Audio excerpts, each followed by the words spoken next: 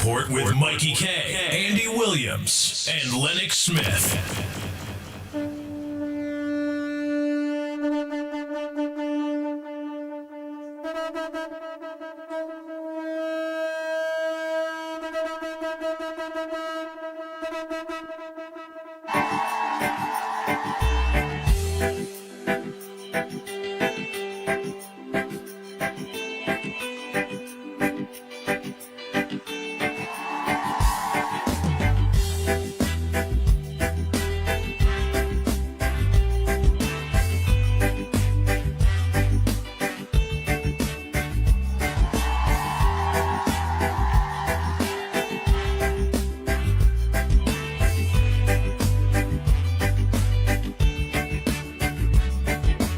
What are you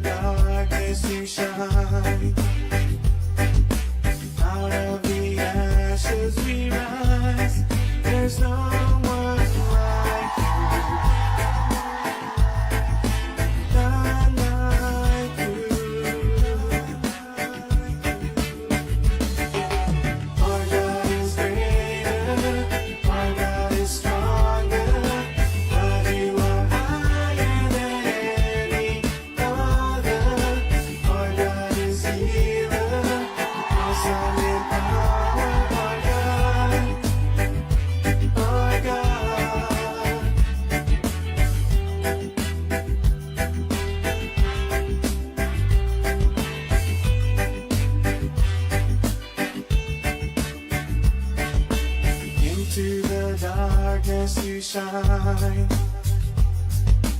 Out of the ashes we rise. There's no one like you. None like you. Our God is greater. Our God is stronger. God, you are higher than any other. Our God is healer. Awesome in power. Our God. Our God. Our God is greater. Our God is stronger. God, you are higher than any other. Our God is healer. Awesome in power. Our God. Our God.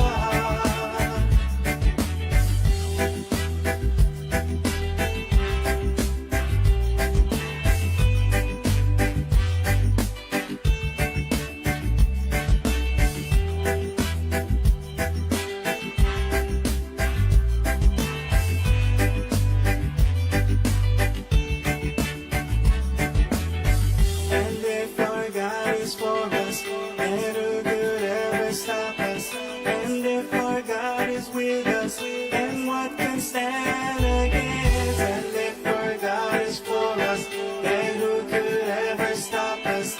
And if our God is with us, then what can stand against? Stand against.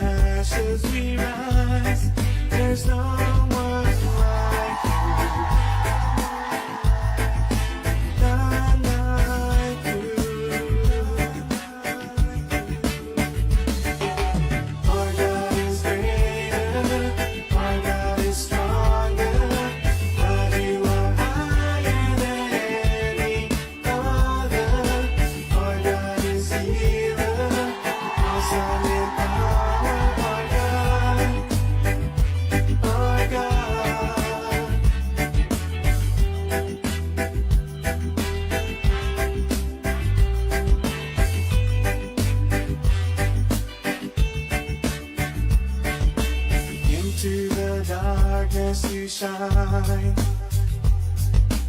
Out of the ashes we rise. There's no one like you. None like you. Our God is greater. Our God is stronger. God, you are higher than any other. Our God is healer. Awesome in power. Our God. Our God. Our God is greater. Our God is stronger. God, you are higher than any other. Our God is healer. Awesome in power. Our God. Our God.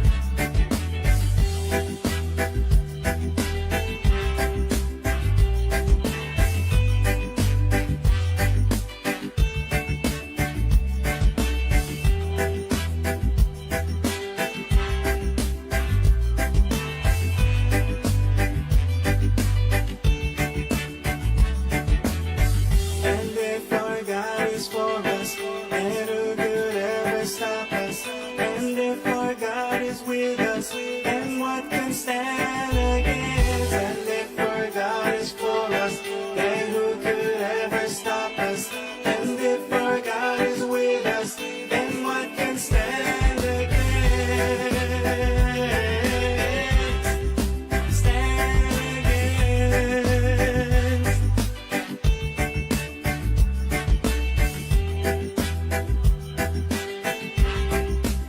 Oh boy, oh boy, oh boy, oh boy, oh boy.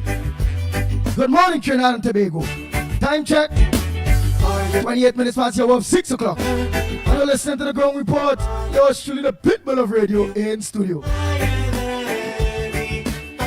Mr. a pleasant good morning to each and every one of you that are locked on.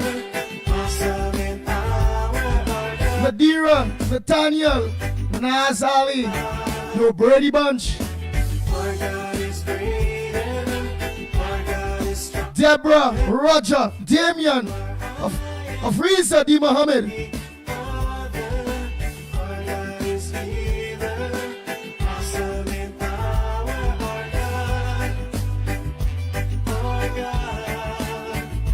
Nazali and Mr. Ali. If our God Glory, is, then who could- Bernadette, good morning to you. and if our God is Salman Batiste, good morning. Matilda, stand against, Gloria Escala, pleasant good morning. Anne Brown, Robin, who could ever stop us? Noel, good morning. God is with us, and what can stand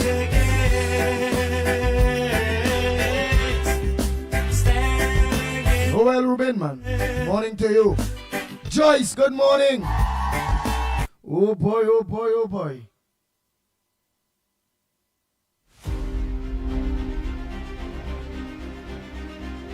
Hey Amina, good morning to you.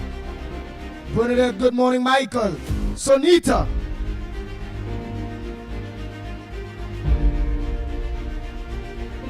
Shuma Williams, good morning. Jason, Sukdir, Marlene. Hey Sean Smith, good morning. You and your wife, eh? Anthony, good morning. That's Carmona. Edwards, eh?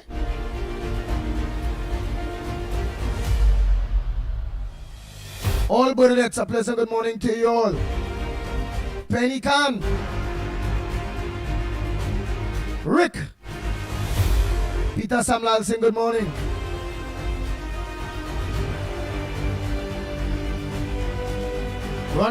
Ronald Lewis, Anderson Lewis, Anderson Lewis, Anderson Lewis, yeah, Anderson Lewis. I forget. The Beatam, morning Beatam. Oh, Anderson Wilson, sorry. On the Beatam, all the Beatam people here, pleasant good morning. And is Roger, is Ronald Wilson. Philip, good morning. Hey, Giovanni Jack Group, good morning. Judy, June. Jody June.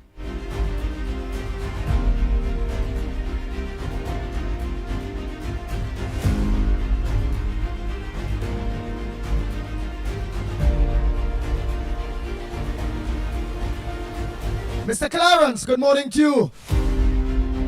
Hey, Sensible, good morning. Krishna, good morning. Pamela, good morning. William Sanders, good morning. Samuel, good morning. Marilyn Seacharan, a pleasant good morning. Diane, good morning.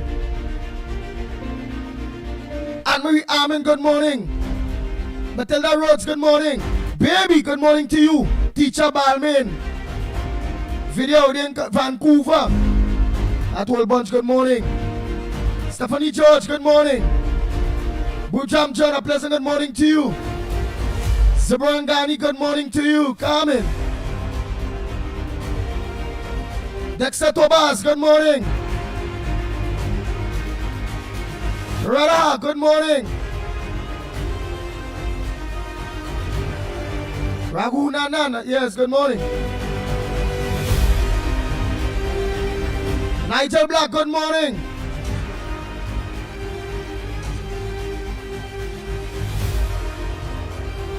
Nichols, good morning, Nichols. 007, good morning to you.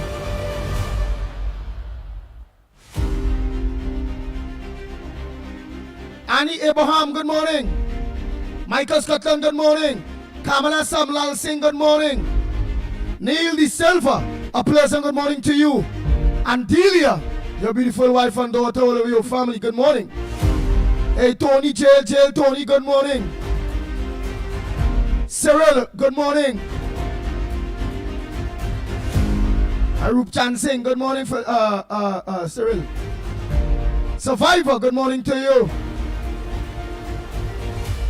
All Annies, good morning.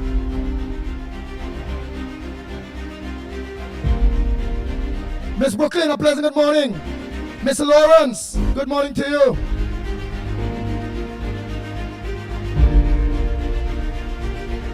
Miss Lorna, good morning. Miss Santa Cruz, a pleasant good morning. Annette Drakes, good morning. Davey, good morning. Drobati, good morning. Harry Lal.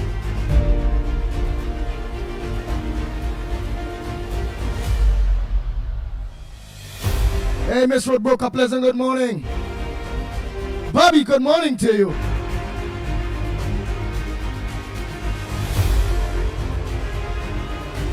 Rusty Nail, good morning. Big Ram, good morning to you. Dennis C. Paul and Johnny, good morning to you all. Kabul, good morning. Gaza Trini, good morning.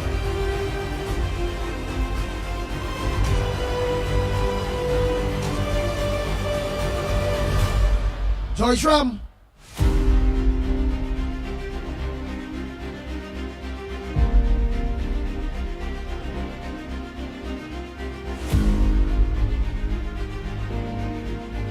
Afreeza D. Mohammed. A pleasant good morning to you, Davy C. Passan. 8 and 8 doubles and roti, good morning to you.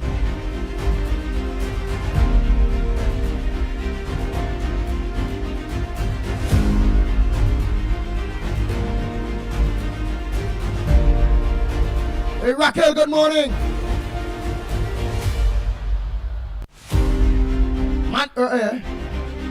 Wow.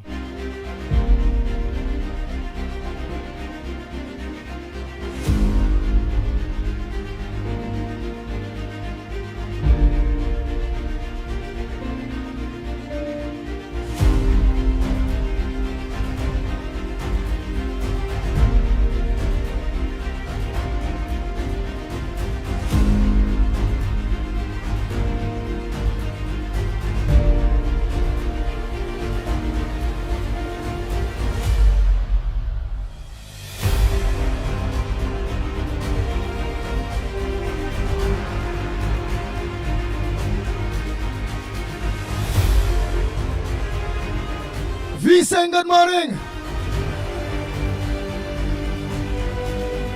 All Bernettes, good morning.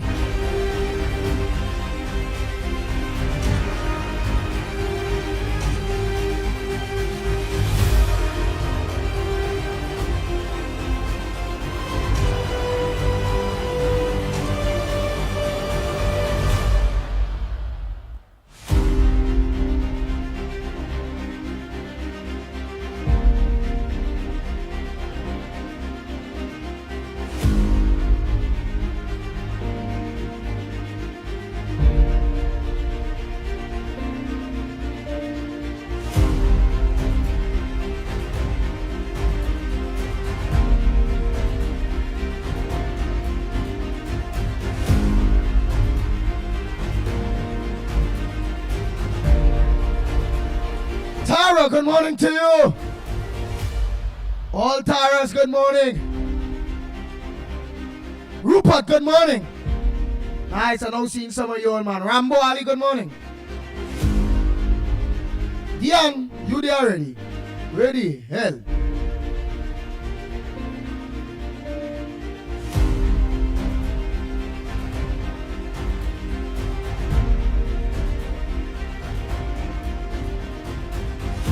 Roma Price, good morning.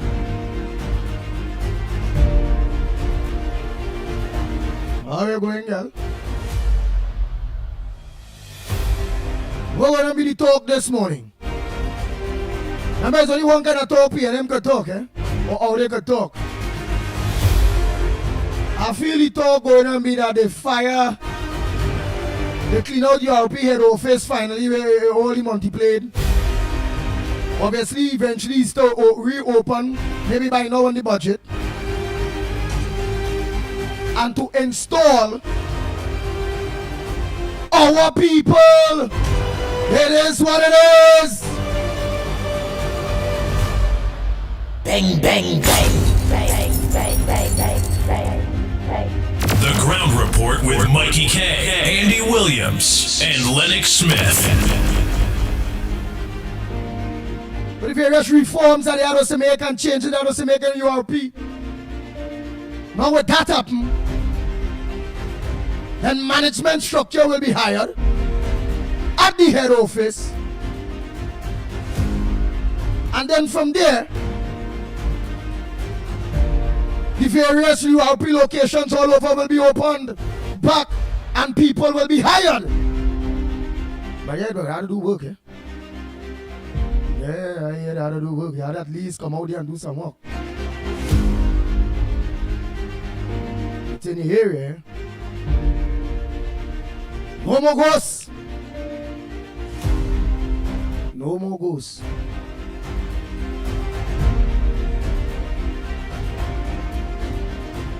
Alright, so as I don't show that day, that ought to be the topic, eh, papas?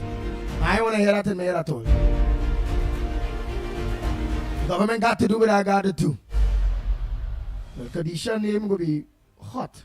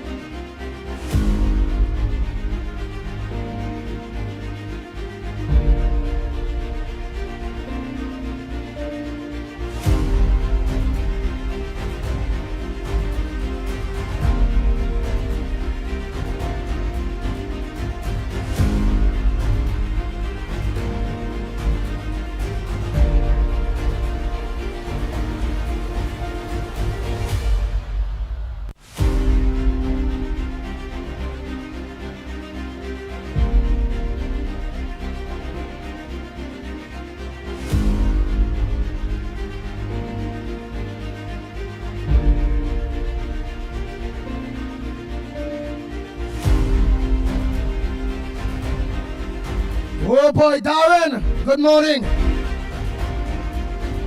Thanks for locking on.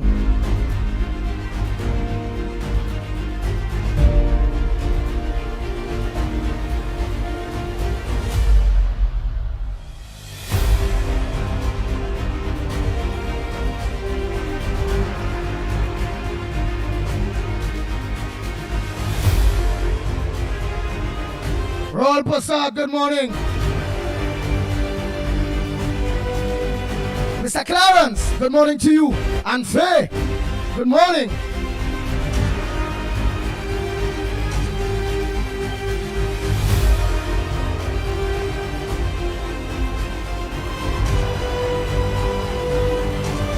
Dave, out there in Canada, good morning.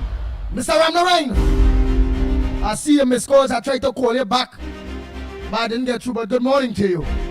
Mr. Tabakit, good morning. COP, good morning, brother.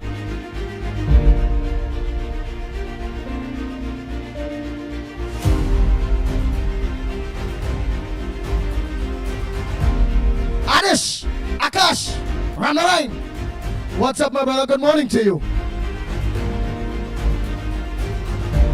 I ain't see you hailing me these days at all. What happened? You fixing me or what? You who's your partner? Morning, bar for all of you.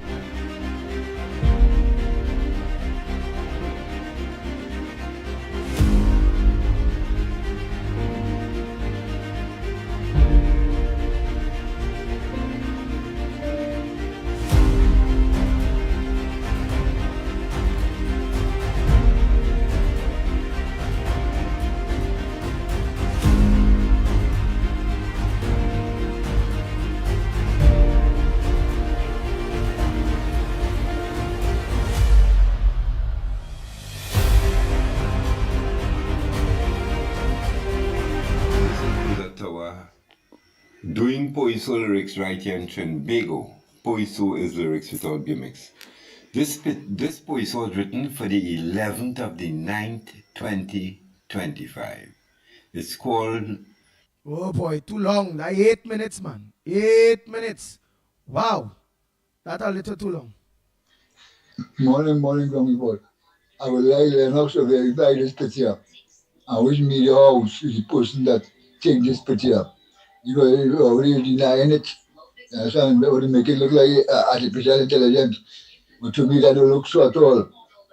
He on one end, the man in the middle, and our ex-national security minister signed the paper. So that I feel they put that together. I feel like a real picture. And it's time that the Express or the Guardian, whoever it is, come out and clarify that. And let them know the 4th of December where they signed that. Because this was signed on the 4th of December 2024. So I don't feel that is like making. We know all these king like take the belt for line, the crown for line, everything. Yes, no public service. And the amount of abundance of lie. I seen a tape with somebody showing that way denying this picture that ever take place. I would like Mr. Lennox, the brainiac, to clarify that for the people. I know Lennox will dig up and have the facts straight. Right? Thank you. Morning, Andy. Morning, Trinidad and Tobago. Morning, Gong Report. Let's listen to Miss Sandy Gandhi there. She has some good point. This is my opinion. This is my opinion, right? If the police and them, it's alleged, I'm just saying something. If the police and them involved with the gang leaders and them, right?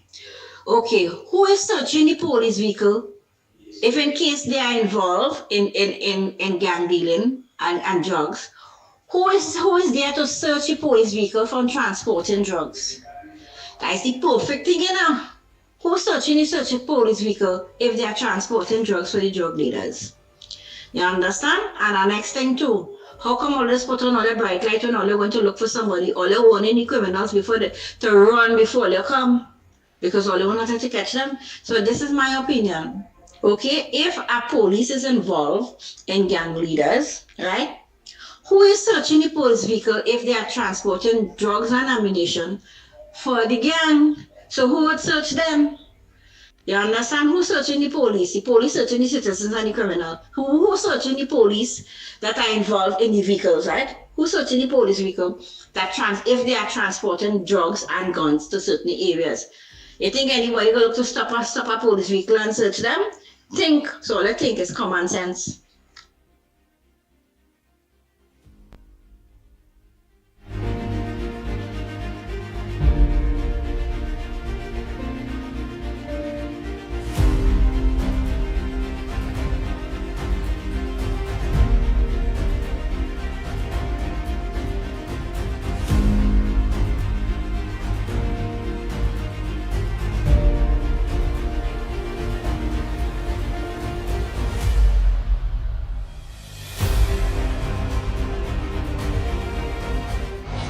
Good morning, Ground Report. Andy Williams, Lennox, Mickie K. Andy Williams, I am appalled to see the state of my country and what my country has become. The country is overgrown with grass, weeds, and bushes, right? I am from San Fernando, and the place is in a terrible mess.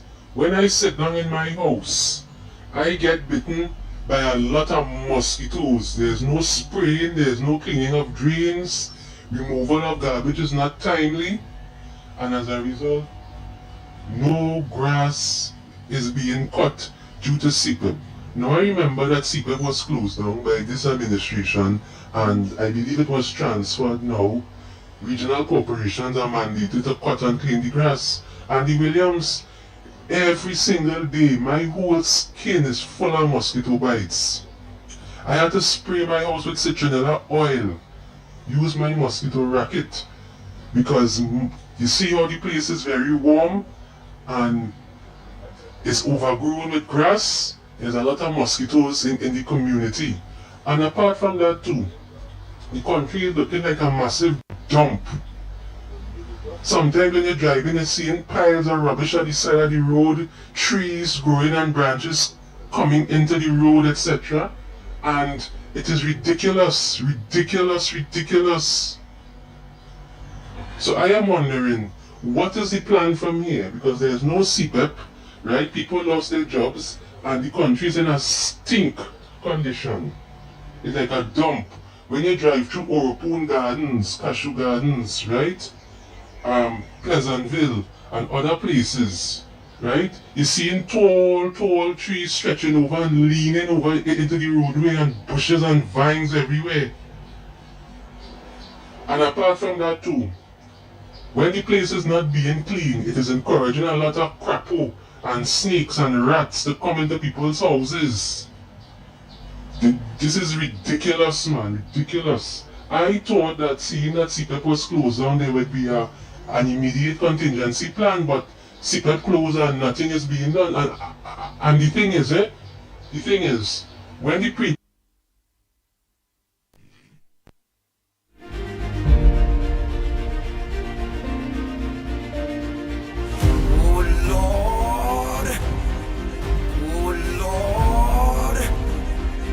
Ground Report with Mickie K, Andy Williams, and Lennox Smith. Bang, bang, bang, bang, bang, bang, bang, bang, bang.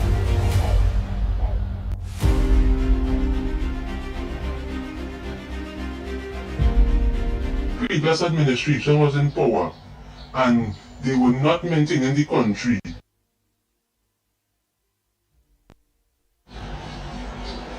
And apart from that too, when the place is not being clean, it is encouraging a lot of crapo and snakes and rats to come into people's houses. This is ridiculous, man, ridiculous. I thought that seeing that CPEP was closed down, there would be an immediate contingency plan, but CPEP closed and nothing is being done. And the thing is, when the previous administration was in power and they were not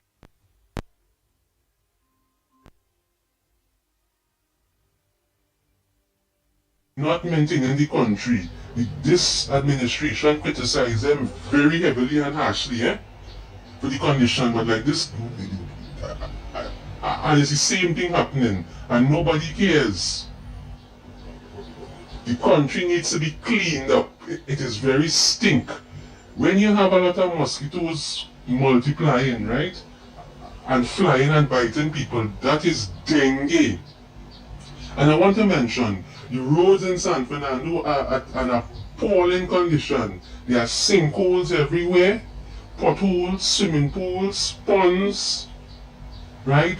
Roads are cracking and no maintenance is taking place. Please address this situation.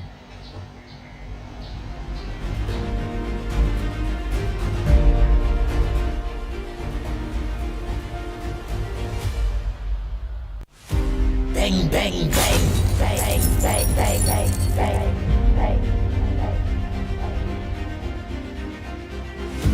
Hear me, name one.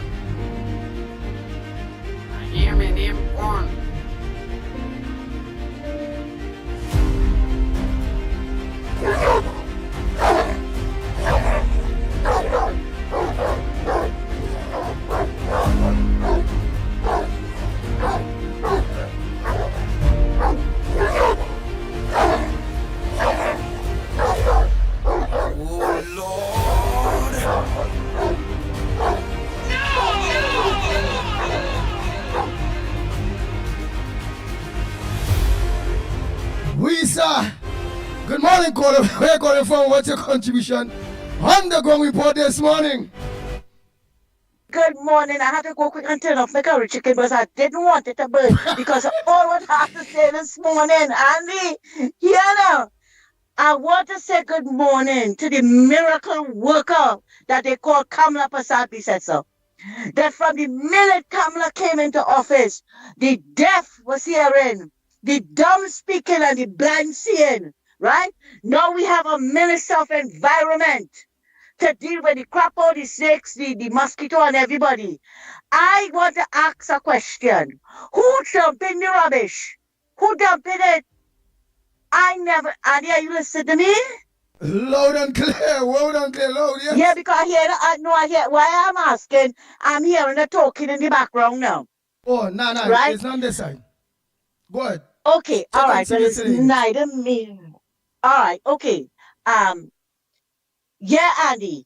Everybody get back on their senses and they know. But I was asking, who dumped the rubbish? Who dumped it? It certainly wasn't me. It certainly wasn't you. And I never know CPAP used to clean up rubbish. I never know that. Andy, I will have to call back. I'll have to call back. All right, because there's nothing on here, nothing in the background. So I know what's going on. Lucky thing you take off that chicken curry. Curry chicken, boss man, you ain't easy now, boy. Boss man, you make my day this morning, yes, boy? Where the hell, boss man, complaining about. Boss man, nah, boy. Boss man, you're good. Boss man, move from boss. Yeah, Andy, sorry about that, eh? Yeah. I was getting up. Right. Yeah. Andy, he moved from the bus. He come off the bus, so he gone in the environment. Right? So why? But Andy, the state of the country was like this for the last 100 and how much days, Andy? What today's? Today's the 11th, right? 134 days. The country was always stink for the last 10 years. I never hear busman talk about that, right?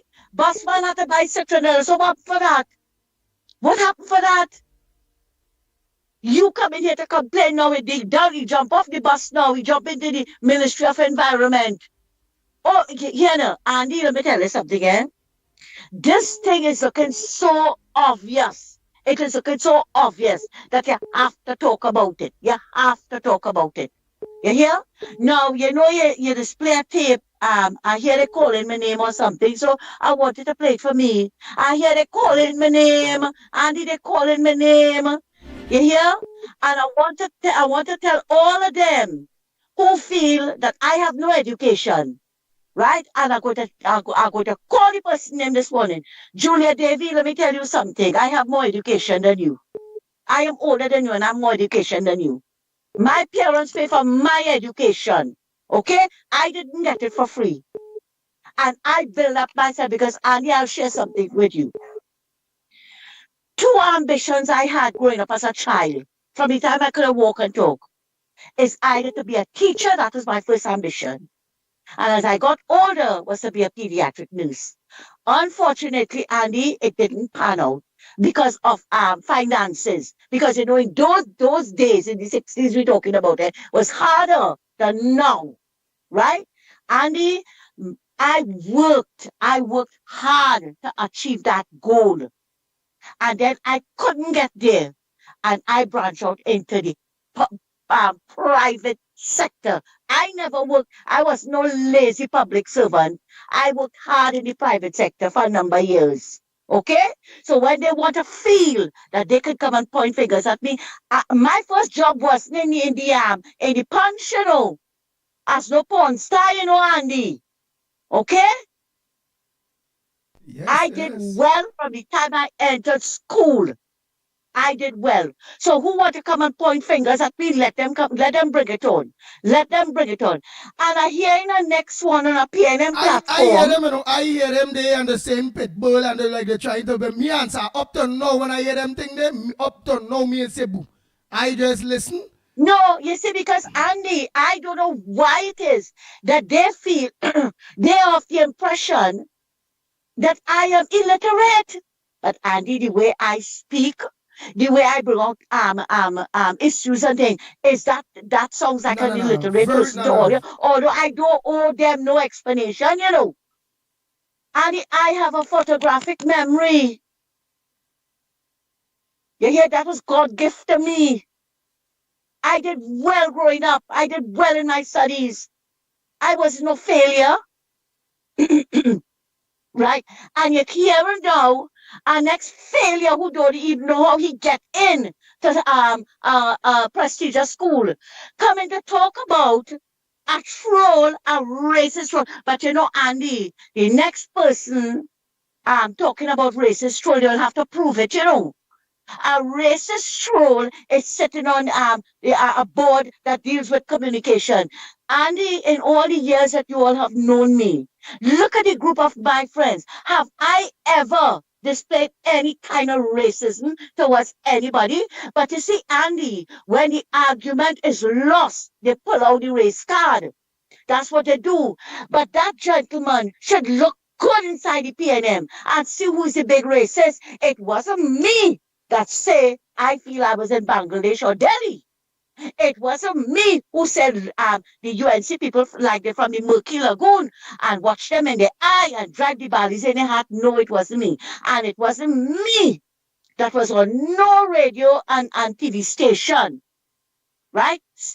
Cussing up Indian people, telling people to jump the wall, break down the door, deal with them. And Indian people was walking with sapat and lights in the head with Orni. It wasn't me. So when all you want to talk about racism, take a good look in the mirror. Take a good look in the mirror before all you cast aspersion on people. And the majority of my friends are African people. I see that. Why would I practice racism? Yes. Why would I practice racism? Yesterday, I saw a girl that I grew up with, where I used to live, growing up in the village I grew up with. I saw her on Duke Street. And the Negro girl, and the way we were hugging one another, people passing the taxi and watching. I don't discriminate. Why should I? Why should I? Anybody ask me for help, Andy, and once I could do it, Andy, I am doing it. I am helping. I am helping anybody who wants my help. But, there's a but, eh? Don't come and no stupidness by me. Don't come and no stupidness by me. Right? And you see this nonsense that they want to put out there? Let them continue beating the drum. Because they're sounding just like a bunch of empty vessels banging on the pavement looking for relevance. Right? They could say what they want. They could say what they want about me. It really don't bother me now. But you know what? I had to raise it this morning. Right? I am no racist troll. I am a genuine person. I come here, I go all over, and I raise issues. Issues that nobody else they don't want to raise, or I bring it through to people, because one of all their taglines is proper information, right? And before I leave, I want to say, well, I wasn't here yesterday, but I usually replay the program when I come back home and while I'm doing whatever, listening. And Andy, I had a good joke yesterday that I was rolling with laughter. This morning I remember that I'm still rolling with laughter. That I hear somebody say, let me repeat what I say, because you don't have people here like to make confusion. Well, Andy, I nearly did. And we talking, and they went on other radio station spreading lies and propaganda, but coming to talk about who like to make like to make confusion or whatever. Well, look, I had a good one. And one more thing I want to ask before I leave, Andy. Did you all ever find out what happened to the PNM talk show host who was collecting money from the Ghost URP special project? Did you all ever find you all know if anybody found out who it was, right? Because apparently that's a secret, That's a secret. They were drawing $10,000 a month from special project. No work being done or anything. But you ain't hearing a word in English about that. Not a word. But I want to remind all of those, Andy, all you who was with the PNM, jump out the UNC, went to the PNM, and because UNC win now, all you feel they're coming back here, right? To pretend, but all you have is scarlet letter on all you. Mocking pretenders. Right, Andy? Thanks a lot, and you take care and have a good morning. Let me go and finish cook now. Thank you.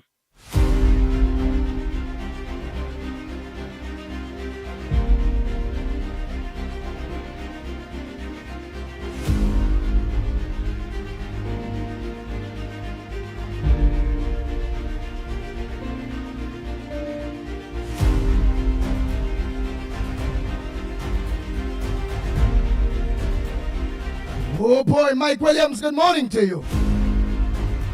Leon Charles, good morning.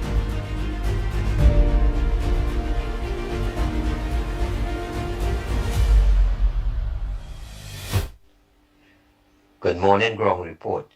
Trinidad is the country which is suffering the most with this U.S. sanction on Venezuela. Maduro is exporting oil to China. The U.S. is, through Exxon, is taking out oil from Venezuela. Last year, Venezuela had its highest export of oil. Trinidad cannot explore Mannequin Field nor the Dragon Deal. We also have a 15% tariff with the U.S., while the rest of the Caribbean was given a 10% tariff. We must be given at least a 3 decades license to explore Mannequin Field and the Dragon Deal.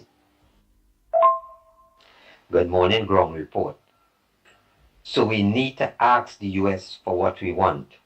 We must get relief with the sanctions on the oil exploration of Mannequin Field and Dragon Deal. While Venezuela is not our friend or even a friendly neighbor, we must not give open and free support to the U.S. without getting anything.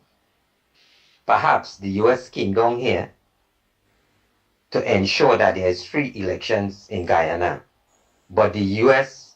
has recently realized that they are being encircled by China in the Caribbean, in Latin America, and in South America.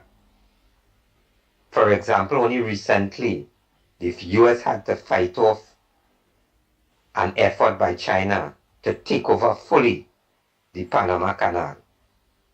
Remember what Henry Kissinger said, America only has interests. They have no enemies, permanent enemies or permanent friends. And in dealing with the U.S., you must realize that it is bad enough to be the U.S. enemy, but even fatal to be the U.S. friends.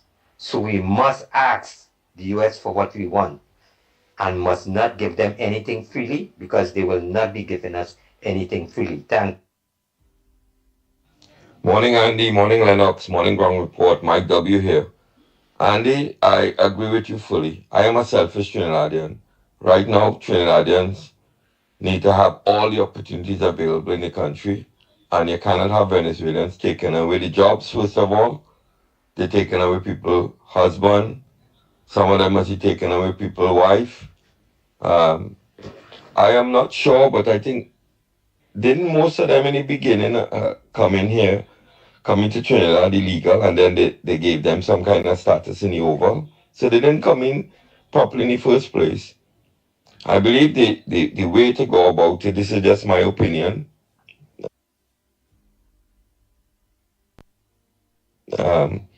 they need to stop the inflow, right? While sending them back, even before sending them back to, the priority should be stopping them coming anymore. All these little fishing villages on the outskirts of Trinidad where the influx is coming, would be a good idea to set up some soldiers or some stations that could monitor these fishermen 24/7 and stop the inflow. then any of those Venezuelans who are serving sentences have been charged, they need to be sent back. And any of them that are working in bars and all that, the cops should be just making raids and sending them back. And then any areas where they're being employed for less money, whether they're being used by the contractors, which is not my business, send them back, charge the contractors. You could clean up the country with this Venezuelan problem, because you rightly said this morning, they're taking part in crime. How many people know you could pay a Venezuelan, how easy to take out people? That is what I'm hearing from friends in Trinidad. And, I believe you're 100% right. Unfortunately, some people might say, well, they have the good ones who's good neighbors and trying to make something good of this. Unfortunately, this is Trinidad and Tobago. This is not Venezuela. So, in order to take care of the country, every Venezuelan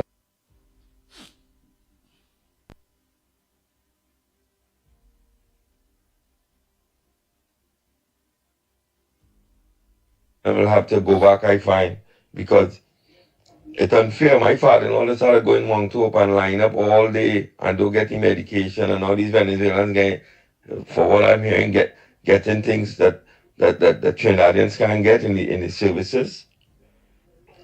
Fairness is fairness, right? If Trinidadians, everybody was okay, and Venezuelans were migrating and they're getting help, that would have been fine. But Trinidadians need help. You gotta help your own first.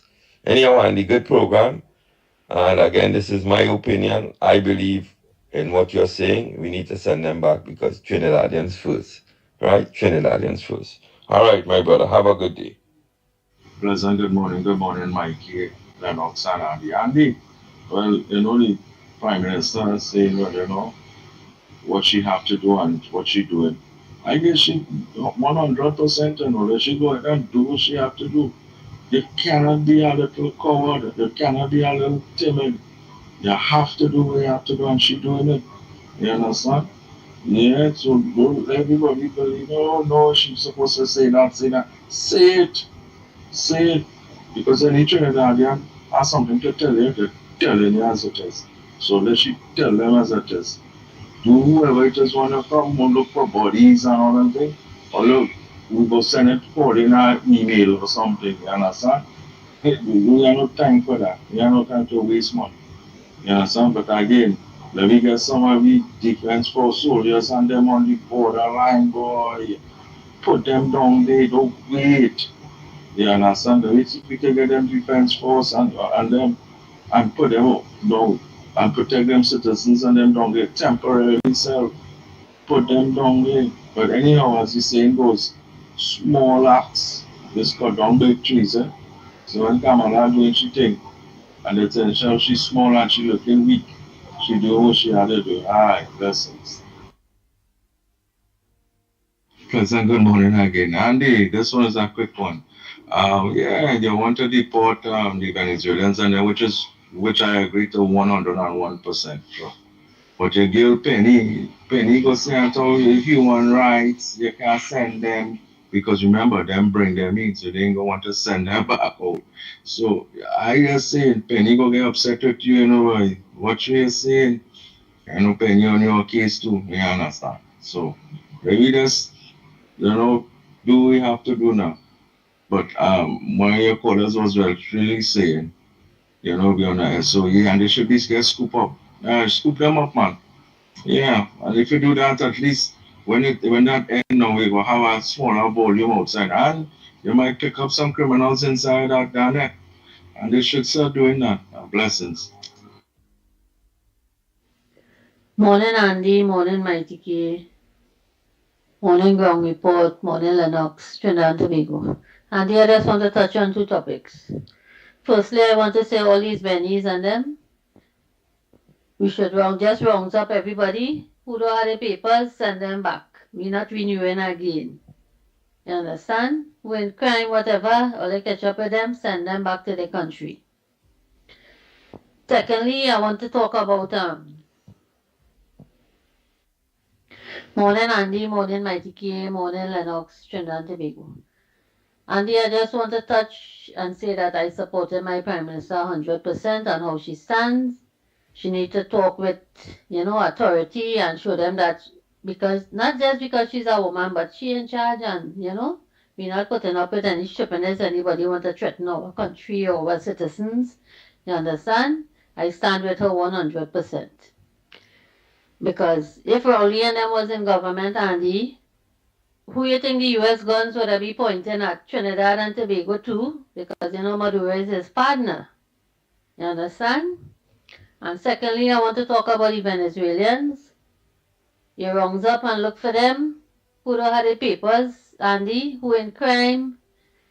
You understand? Send them back. We're not renewing no contracts again. Who get through the papers? I don't know if they're going to renew or not, but we're not renewing no contract again with nobody new and them kind of thing. You understand? We need to get back over Trinidad and Tobago. And we really don't want a war in this place. You understand? So thank you and have a good day. One other thing I forgot to tell you. In the east-west corridor, you see like from Dinsley and Takarika going down all the way to Tunapuna, is a real kind of bottleneck traffic, boy. I don't know. The traffic wardens come out and we know them is for traffic, them is to create traffic. When them there, it's worse. So better they don't be there, the traffic just flow better. I don't know what really going on there, Andy. I live right in the area. My son going to school right there. Just now I got to leave 6 o'clock to reach right here because it's almost at hour 1 something in traffic from right Twin City to Tunapuna right there. See what you can find out about an Andy, what they could do. They have a lot of streets that put one way and all kind of thing. I really don't know what's going on. Thank you. Good morning, Andy. I agree with all what you're saying, right, with these Venezuelan migrants. Because I just listened to international news with Trump, and he's sending back all them migrants.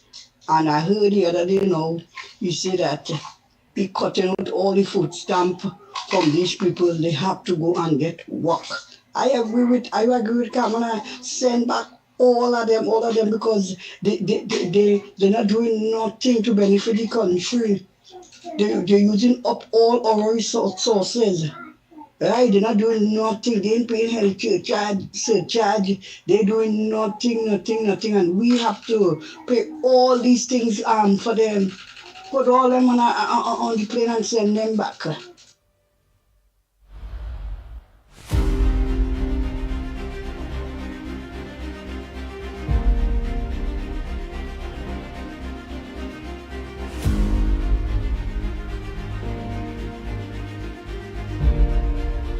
Yes, Andy. Another two.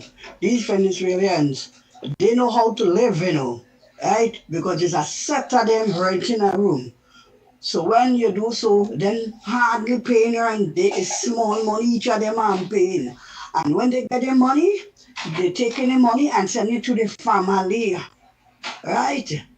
And if you take a dollar to the Venezuelan money, that real plenty money. They're sending to the family. So why Navakita and others might feel sorry for them? These Venezuelans know how to maneuver themselves. They know how to live, right? And we have to pay taxes for them. We have to get in small money. That's why these people, that is why Trinidadians, they don't want to work. Because these business people not paying properly, and these Venezuelans, they will go and work for small money and set them renting a room, right? And all of them paying little money, put up the money, all them putting up money and they're paying for the room and sending the money to the family. Andy, is Rowley and Stuart Young what have these Venezuelans here? That is why this place like that, anybody coming in as they like, doing what they like. These Venezuelans all over the place. Is he will tell us to open our doors for these Venezuelans. And now look at that. They're catching the skin now to get rid of these people.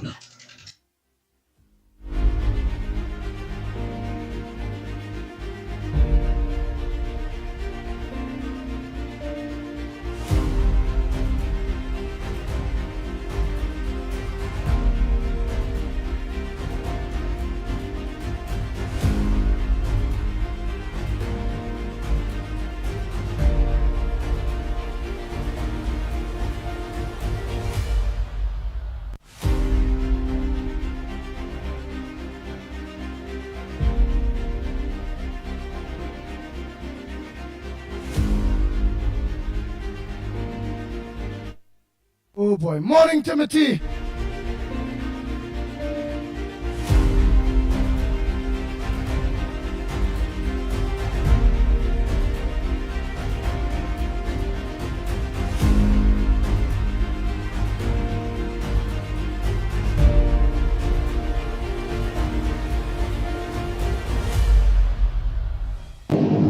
Morning, Andy. Good morning. Good morning.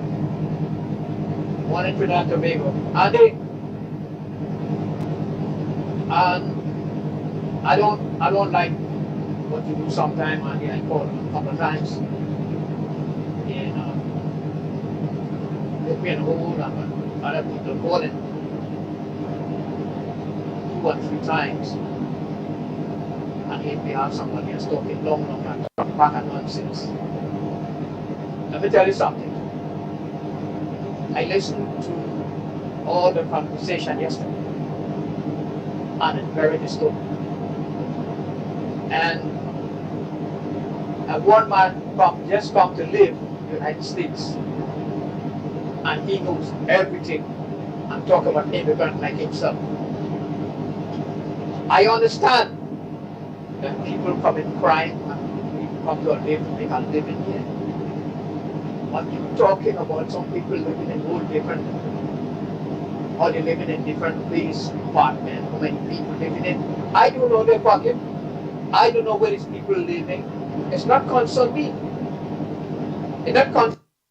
We barely hear it. We more hearing the engine of the truck, Kenrick. You had to give me something clean out. Try the next voice note and see. By hearing, you ain't like certain things, something so thing, but in between you're hearing. I'm going to try the next one and see. And they again, yeah. I'm not fortunate like some people, right? The hell I passed through in Trinidad, I had to leave and run. Right? I'm not fortunate like them. No? Nobody helped me here. Nobody does anything for me. I struggle on my own. And I bring my children over here. They have a better life. Not for me, but I have a better life for them.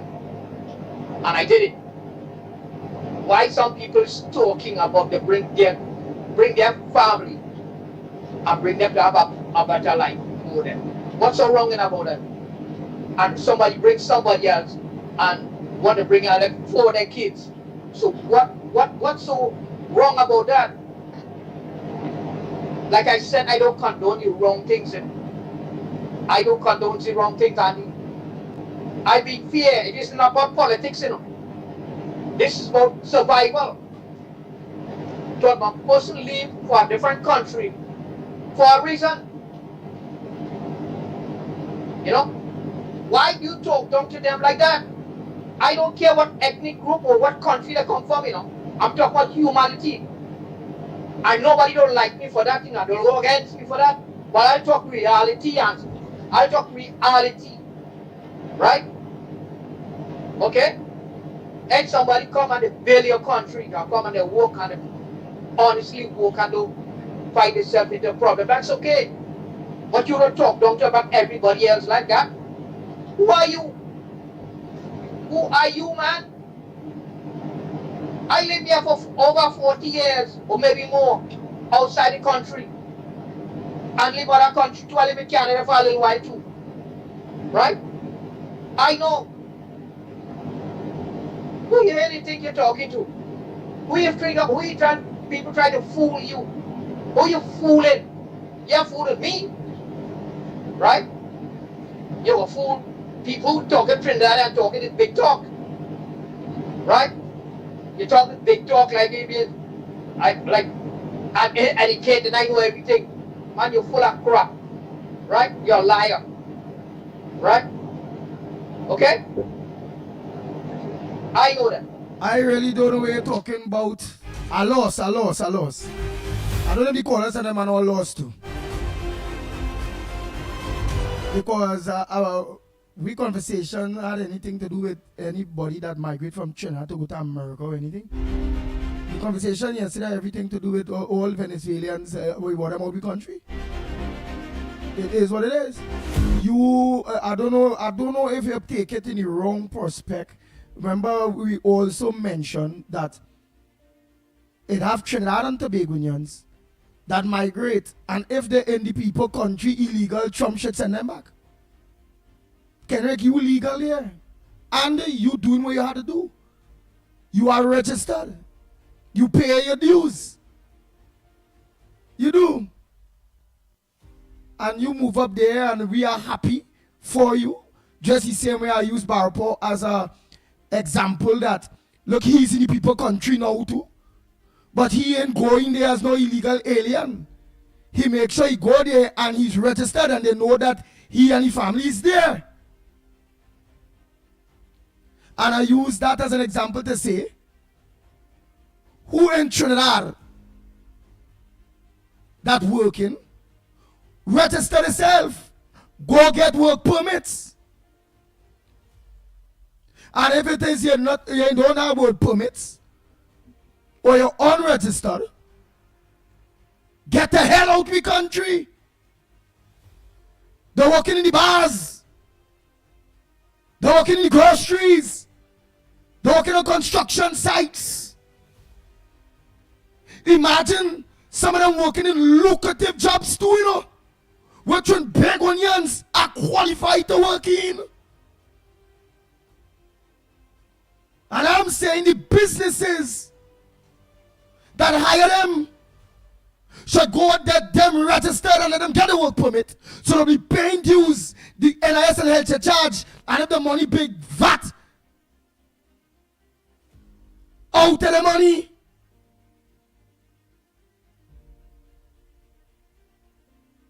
I don't have a problem with Venezuelans working here or being here. But I'm saying by the law, they should be registered. And it was unfair to Trinidad and Tobagonians, the working class, to be paying we taxes and the government buying medication and them using it. They're getting through with all the amenities that we Trinidadians and Tobagonians get through with, you know. I use an example to say, why? What Trinidad and Tobago as a house? Trinidad and Tobago house, they say are 1.3 million people. We don't have a deficit budget. So they watch if Trinidad and Tobago house are 10 people.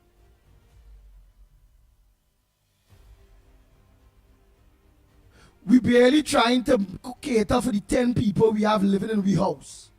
Who are to go to school, light bill have to pay, doctors have to see, dentists have to see, this had to happen, that had to happen. We also have to organize and get them working, educate them and get jobs for them in we house.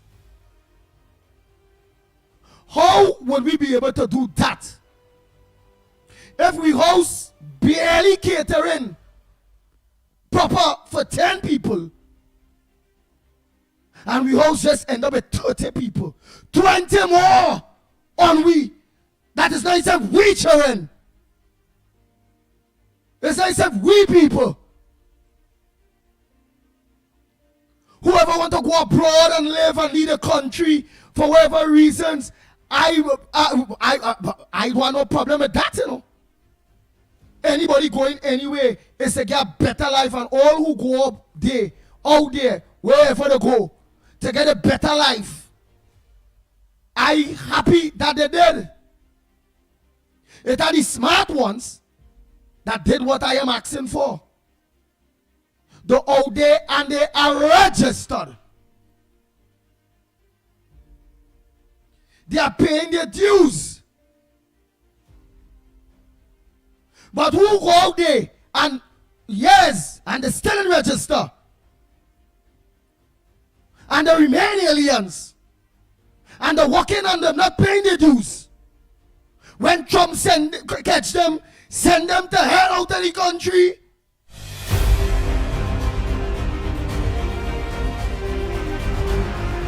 Bang, bang, bang, bang, bang, bang, bang. The Ground Report with Mickie K, Andy Williams, and Lennox Smith. The Venezuelans is a burden to our country.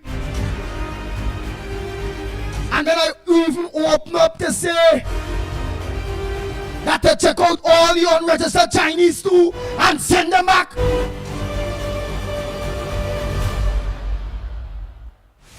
The Chinese and them, or somebody that will lead the Chinese, they ain't committing no crime. To me, they're committing crime, but in a different way. Because all the businesses they're opening, they don't hire locals, so let me see, chief, the cook, the busher, washers, everything. And the workers, they are working with them, for them. The Chinese workers, are they registered? Are they paying VAT? Are they contributing to this country?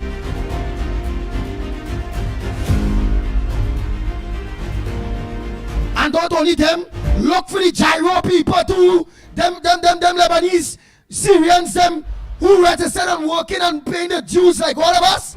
No problem. But so long as they're unregistered and they're not in the system, deport them. And have Indians from India and all. If they're not registered in this country, deport them.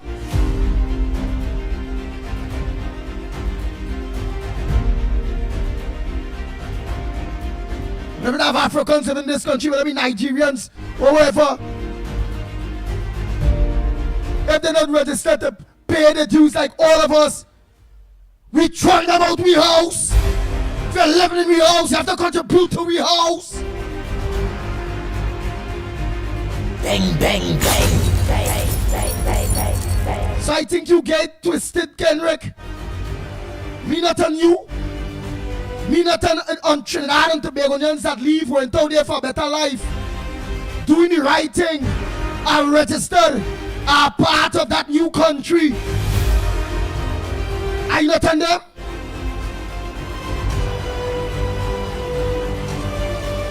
But I can't be dancing Trinidad and saying all of that what I want. Because I know it are people go jump up to say, but Andy, why so? It are Trinidadians will leave and go America. It are Trinidadians leave and go Canada.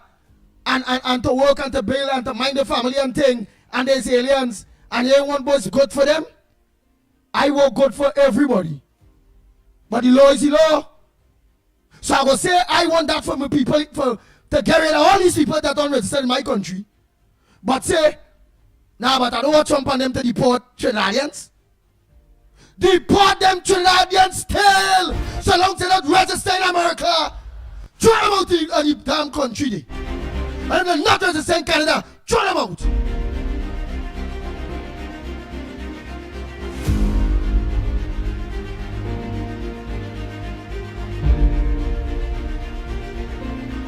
Bang, bang, bang, bang, bang, bang, bang, bang, bang.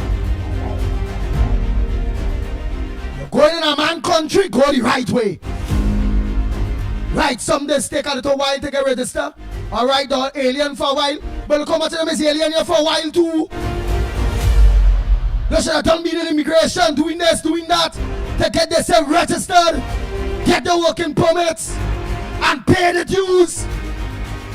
Help build the house. Some of them are registered and they're taking all the money and they're only sending it home. Changing US, Chinese, everybody. But them is no big amount like them Spanish.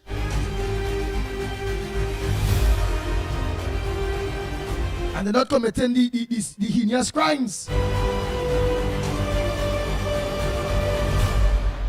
But they are doing real illegal things in this country.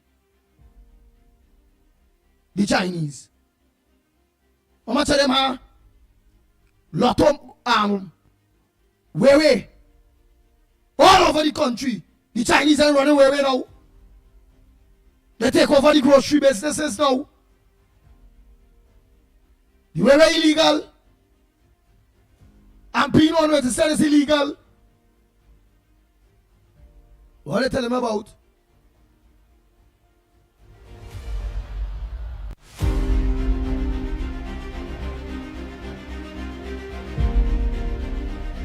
So they're doing wrong too.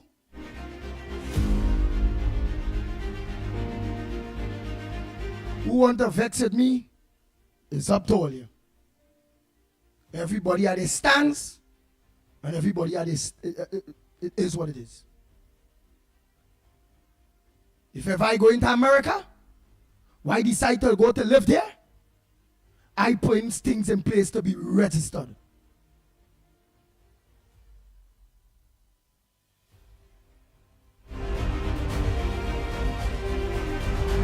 Might take a year, 2 years, but by year, 2 years, I take my chance. I will be ducking, weaving. Might take 3 years, however long. But ducking and a weaving and a hoping that I ain't get catch. While my paperwork fixing up. But if I get catch, I know what is with the consequences of my actions anyhow. I already knew I have a visa and going to America and saying I'm going to spend a week, 2 weeks for a holiday. And then I will decide not to come back. I don't know the consequences of that. I don't know I break the law. I don't know if I stay and I take that chance in America and I get catch. It's deportation in the tail.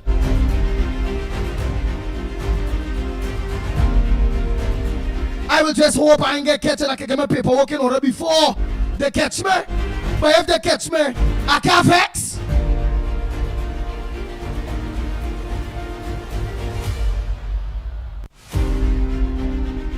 Bang, bang, bang, bang, bang, bang, bang, bang, bang.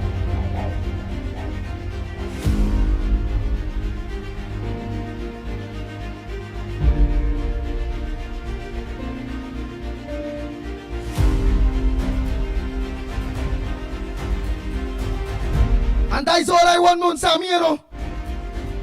All I want again, I'm not saying the people can't stay, you know, but I saying if they stay here, register, pay the dues like we, they all. We're asking for wrong. That's all I trying to tell them, Monsami boy.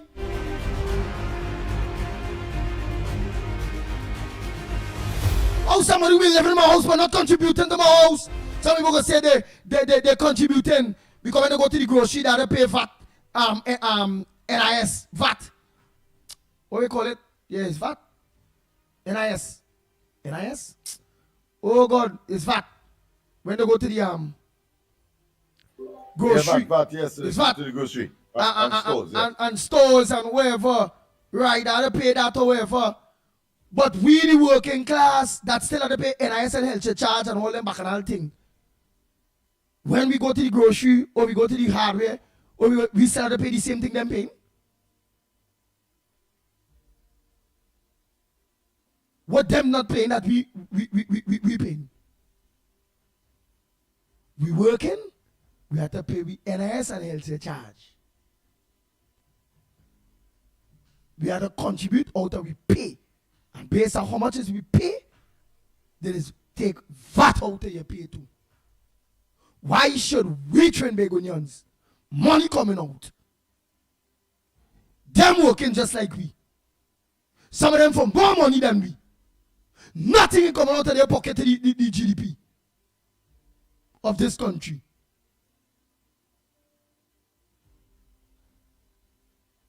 It coming out of we own. But them mustn't contribute and live here for free. What country in the world only know things that's run like that, and then some only want to fight me on that way? Or they go out to their own damn house? Or your home, or your house? Mommy and daddy walking. Or your attention living in the house? All your catering for all yourself and all your attention, all your home, all you know all your budget. Trying to make us have a budget too. All you go dress so, allow a family member take you all your 20 more people on all your 10. Them know all they getting money to buy groceries. The light bill gonna be more now because more people in the house, more ironing, more washing. They must come and more use cable internet, watch cable TV, live nice for free, and don't contribute to the house. That's all they're telling me. Watch Trinidad and Tobago as for their own home. What you want for your own home? You want one for our country, which is our home too, but in a bigger way?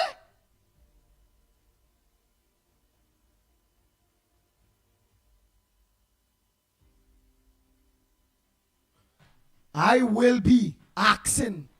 Again, all I saying is, who ain't registered? Get them embassy. Get them registered. Let organize register. Pressure the business people to know songs are hiring them. Paying IS and VAT and taxes for them. And if that cannot happen, deport them out of the country. We don't want them here. Good morning, Lennox. Very good morning, good morning. I see you're very vociferous this morning and you're echoing loud. President want to all and sundry, east, west, north, south. Are you hearing me loud and clear first and foremost? Loud and clear. I wonder if people understanding why you're trying to tell them, boy, Lennox, the extra 200,000, 300,000 of them. Oh, God, is a burden on the treasury. And then it's still like the Chinese and not only them, you know, I saying all who understand the Chinese and them too, the selfish. Them is the chief cook, bottle washers, everything. When they're building the groceries, them alone doing the work. When they're organizing and the high-end, it's them own Chinese people in there. Some of them who smart and just have one Creole or one Indian there. Go ahead, Lennox. Well, you are speaking fundamentally to the state of the law. And if the law is that, then nobody could query that. However, there are people, in spite of the presence of the law, take chances. And you did speak to that as well. And you put yourself in a hypothetical situation. If you would have migrated, you will give yourself some time, but knowing full well of the risks that you would have taken. If that risk materializes, that is to say, the immigration and the because of some action that whether you planned it or not, whether it was advertent or inadvertent, the fact of the matter is that you are now placed on a particular list for deportation. So the law exists, and of course the alternative to that is that, as Trump and they are saying, you do the right thing. You come into the country, and there are certain mechanisms you can use in order to get status that would not attract the attention of the immigration authorities to act in a way that would be inimical to your interests and your intent. But Lennox, one thing quick before you think. Like how one thing quick, Lennox. Like how utterly. And every country. One thing quick, Lennox has Smith. its rules. Like how utterly they're telling me, K2. Andy, if you was a Christian, you would not think like that. But the Bible say, obey the law of the land. This is not something that, why talking as Lennox say, please, only listen to what Lennox Smith is telling all you. I am talking on the grounds of what is the law. It's the law. So, be quite saying, I want the law of the land enforced. I could never be a Christian. For real? Lennox, I can't be a Christian if it is I want the law of the land obeyed. I mean that goes without saying that that cannot be an argument. The fact of the matter is this: that while you may be infringing the law, and because you may be attempting to mind your family back home or where you are, there will always be, of course, a sympathetic air, a sympathetic disposition. The authorities may take that into consideration when they are applying the law.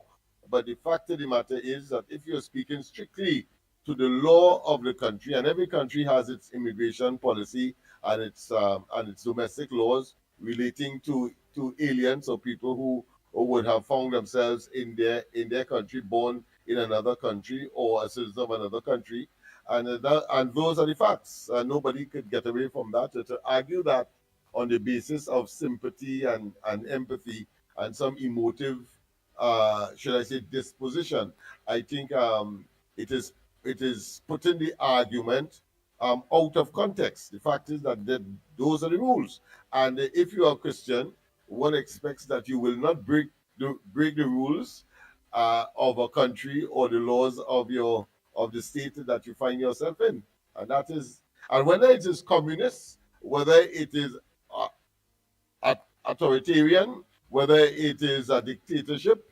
those are the rules. And if you breach it, then of course there are certain consequences that you will be subjected to. There's no way of getting around that. No way.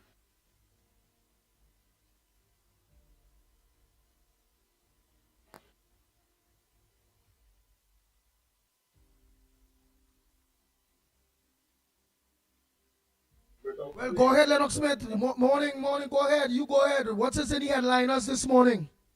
All right. Well, we have quite a number of issues this morning. Of course, the Prime Minister will be heading for the United Nations. The big secret, however, is who will replace, well, not replace, but will act as Prime Minister in her absence. So that is something that has been kept close to her chest. Obviously, the prerogative is hers to determine and decide. The population will eventually know. Parliament will resume, and of course, Barry Panarat, who also has the portfolio of being in the office of the Prime Minister, and of course the Chief Whip in the Parliament as well. So he has this triple, what I consider to be role and responsibility. Has indicated that there will be a lot of fireworks, meaning suggesting, of course, that they have a very packed parliamentary agenda where legislation will be pursued, kind of apart from those that have already been pursued, but consistent with the promises made on the campaign trail. So we look forward to that. And then, of course, we have the presentation of the budget and the debate with respect to the devaluation of our currency. I think because we have a sort of quasi floating exchange, the term devaluation is not really used. I think they say there's a different term that is used, but for our purposes and the lack of getting it in onto my lips at this point in time, let us say for that purpose a devaluation. I think they say revaluation or something of that nature. But that being as it may, there is an indication categorically by the current Minister of Finance, Dave Tanku, that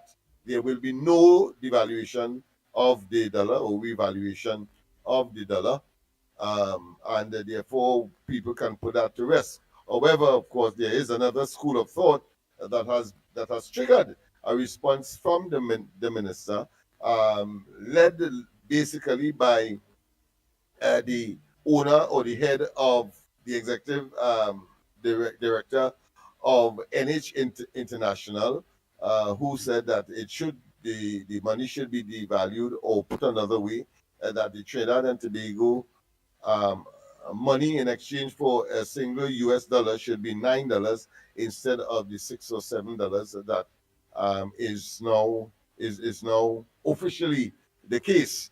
There is an additional development there. I think that has triggered the central bank to make the statement that under the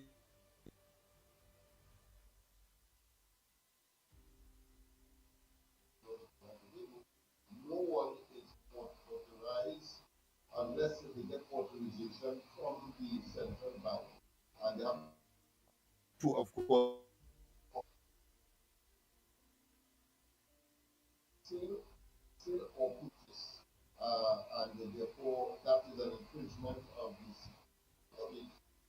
the rules I believe yes, and consequence and the warning, but in the media in particular, a lot of persons are purchasing and selling, which suggests that there's a vibrant, what is considered to be a black market for that particular commodity. And of course, it is no secret that Trinidad and Tobago has foreign exchange crunch. Dave Tanku's preliminary, to us at least, suggestion as to solve that problem. He says that the government has a plan. The first and foremost, of course, is to reduce consumption of foreign exchange by increasing productivity. So those entities that are engaged in export and earning foreign exchange. They want to put a platform or a mechanism in place to treat with that. And then, of course, items that would attract foreign exchange, such as the $4 to $6 billion annual food import to grow more food in Trinidad and Tobago, so as to develop substitute or replacement quality items, so that the demand for foreign exchange will now be reduced, and so in a sense attempt to equalize or generate the equilibrium that is required between the demand for foreign exchange and the expenditure that is associated with the acquisition of this particular product, because people use that as a business. And of course, the central bank, let me just outline what the central bank has said with respect to those persons who may be tempted to purchase from or buy from unauthorized dealers. The central bank is saying that if you get hoodwinked or you get defraud, blame yourself, because you have been warned. The banks or the institutions that you can purchase or sell foreign exchange to are listed. There's 13 of them here, but clearly there are more. But Answer Bank Limited, Answer Merchant Bank Limited, Citibank Limited, First Citizen Bank Limited, CIBC Caribbean Bank, JMMB Bank Limited, RBC Royal Bank. We have Republic Bank as well. We have Scotia Bank, Development Finance Limited, Massey Finance GFC Limited, NCB Merchant Bank, and the final one I have is the 13 of them, Export-Import Bank of Trinidad and Tobago. So those are the authorized, would have given them the license. That Export-Import Bank is who? The former minister? That's a government bank. That's a government facility. It's more a facility really, but it is considered to be. But I not young. That's not young family them bank. No. I think it's NCB will be Merchant Bank, will be young family there. Connected. But export import, it's really a facility. From time to time, the government uses to give that bank a special arrangement with foreign exchange, where they pay in advance exporters, and then they collect the money. They collect the money from the importer in the foreign country at a discount, of course. So if it is that the item or the total amount you have to get maybe $1,000 US, well, they may well take a little $2 US for the service by paying you upfront, and then they collect from the importer in the foreign country, and they therefore give you the opportunity as the manufacturer or the exporter in Trinidad a little more flexibility and elasticity to do your business, buy more raw material, etc., and to pay your staff and all of the other ingredients that go into the production of an item. Hold on a minute. I thought it was important to treat with that, so that the public knows what the position is on these matters. Go ahead, my friend. Go ahead, Colin. Yeah. Lennox, you made some very good revelations there and explanation to the population of the country. But my question is, Mr. Awai was given a job by the Prime Minister to identify if there was a forex cartel, and he said conclusively that there does not exist a cartel. But I would like to ask him, where is the money going? Where is the seepage? Where is the leakage? Because I can further recall that under the PNM administration, they had given some leeway to foreign exchange purchased by businesses who are doing manufacturing, and they need, as you rightly said, materials and things to carry on their process and business. But we have to look carefully at certain things.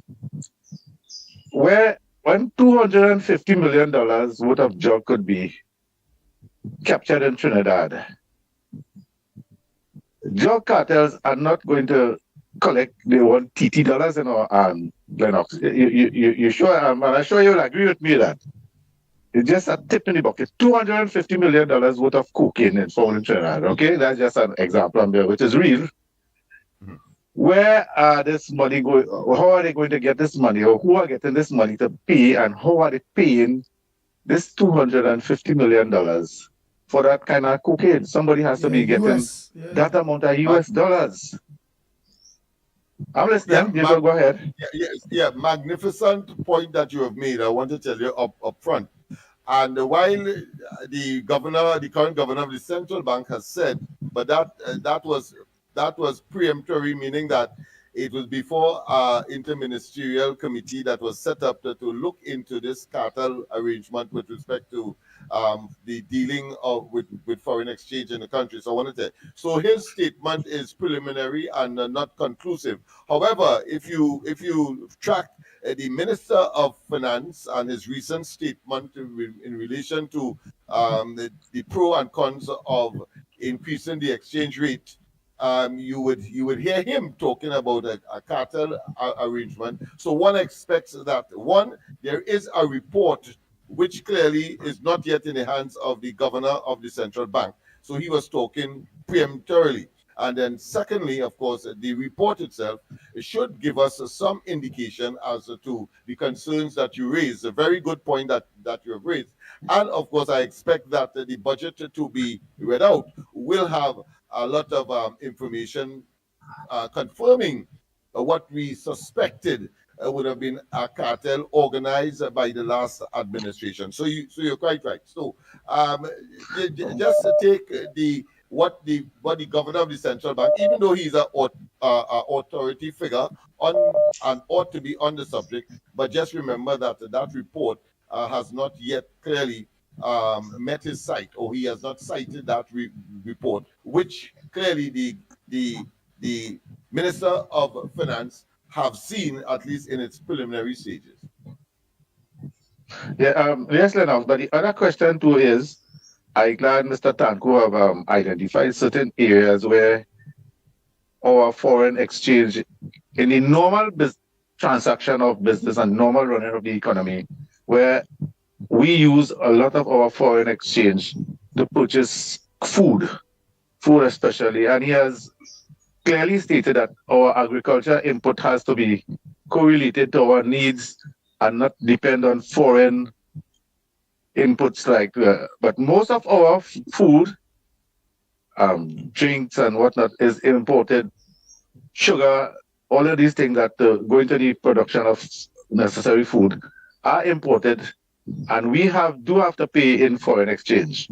But the limitation that was created with the closure of Petroton has put a severe drain on the foreign exchange also, because remember, we have to pay for gas, which we purchase. I don't have the details of purchasing gas from Jamaica and oil from other countries or whatnot to keep the economy going. So that is a severe drain, and the sooner that we could get that refinery going, if it is possible. I don't know the extent of what they have achieved so far. We only hear that they are going to have it soon pronounced, as they have a plan to get the refinery going. That has made a serious dent in our foreign exchange, because remember, we're not selling as much as we are buying now. And also, now people want to say that I made a comment yesterday, and a man come and say, well, the Chinese not in crime and whatnot, and they always attacking the Chinese and robbing them. Well, if you don't have mangoes in your tree, nobody is going to pelt your tree, Lennox. So somewhere along the line, these Chinese have a lot of money, and when we do hear how much the robbers get is over 50,000 that they get in US and not. How is the Chinese sending back their money to China?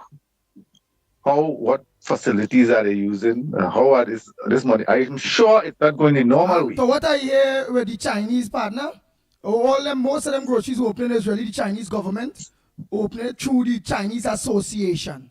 And these people, quite correct. Yeah, through the Chinese Association of Trinidad and Tobago, And the Chinese Association of Trinidad and Tobago is who the Israeli truly bargain for them, get them the money, help them open, make the links. Yep. And most of them, when they're thinking they own it, they is just really actually the managers of it. The figure of it. Well, that is I have true. heard that as well, and it means if that is the case, then there is no stress as far as that is concerned on Trinidad and Tobago's foreign exchange, because it means therefore that they would be getting their monies directly from China, which would I assume is in US dollars, and of course that will be a good thing for us here because they'll have to exchange it here, they will have to change it here, so to speak, and therefore the banks will now be the beneficiary or the authorized exchange dealers. I'm assuming that they are going by authorized persons or institutions to have their monies exchanged into Trinidad and Tobago dollars, and therefore generating or contributing to domestic because they're not producing anything. They keep buying, even though of course those things that they purchase requires foreign exchange. And again, if we know that the source is the Chinese government, then of course that doesn't put a strain on our foreign exchange. But the earlier Yes, matter that the Lennox. caller referred to with respect to food, yes, you are quite right that there should be a policy where, for example, sugar, which is a major input and a basic commodity that all of us consume, but of course in manufacture too. But we have stopped the production of sugar, and therefore there should be a resumption, at least for domestic consumption, and for those manufacturers who have an export market to send their products to. So I take your point, and that in itself will reduce the demand for foreign exchange in that way. Go ahead, my friend. But Lennox, I want to put in something here from my personal experience.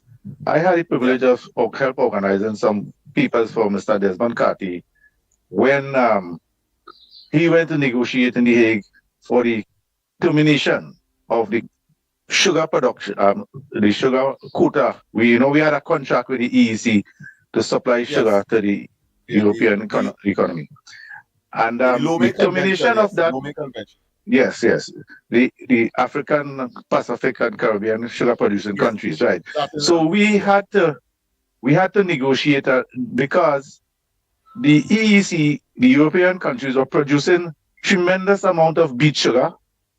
Plus, at that same time, Brazil sugar was expanding tremendously before that is just before they turn it into ethanol. And the negotiation was that they terminate the contract, and they had offered some incentives to the farmers to tie them over and to go into diversification. And today I am happy to say that after so many years in office, that money was given to some of the not the sugar workers in Caroni Limited. That money was given to the cane farmers who had a contract also with Caroni Limited. All cane farmers in the country had contract with Caroni Limited, and that money was their entitlement to do diversification and tie them over with the closure of the termination of the contract with the EEC. And that money was kept by the PNM, and I can remember Camille Robinson Regis saying that money was not given to the farmers, it was given to the government. But I have read recently where Kamala Prasad administration had probably given out some of this money, which is long overdue to those hard-working farmers. It was legally binding for them to get. And I support the government on that position, but maybe it took them so many long years to do that. I want to thank you very much, Andy and Lennox. Thank you. No problem. And I endorse what you're saying. But of course, you would appreciate that 10 years had elapsed because the promise was made by the Kamala Prasad administration. But that was, of course, between 2010 and 2015. About 10 years has elapsed now that the Kamala Prasad administration is back in office. Of course, with the collision of interests, that promise has now been finalized. And so, of course, yes, I too endorse what you're saying in terms of commendation to the present administration won, and the fact that there's a promise that was kept, and the PNM, of course, said that they would have during the campaign of 2015, but reneged on it when they got into office, just as so many others. And I noticed, of course, Andy, one time that Imbert is now saying that that stick was broken in the PNM airs, and it wasn't listening to the people. But that was a meeting recently. I think it was only yesterday or the day before in Degomate. Just imagine Imbert is saying that, he being, of course, a major contributor to the stick breaking scenario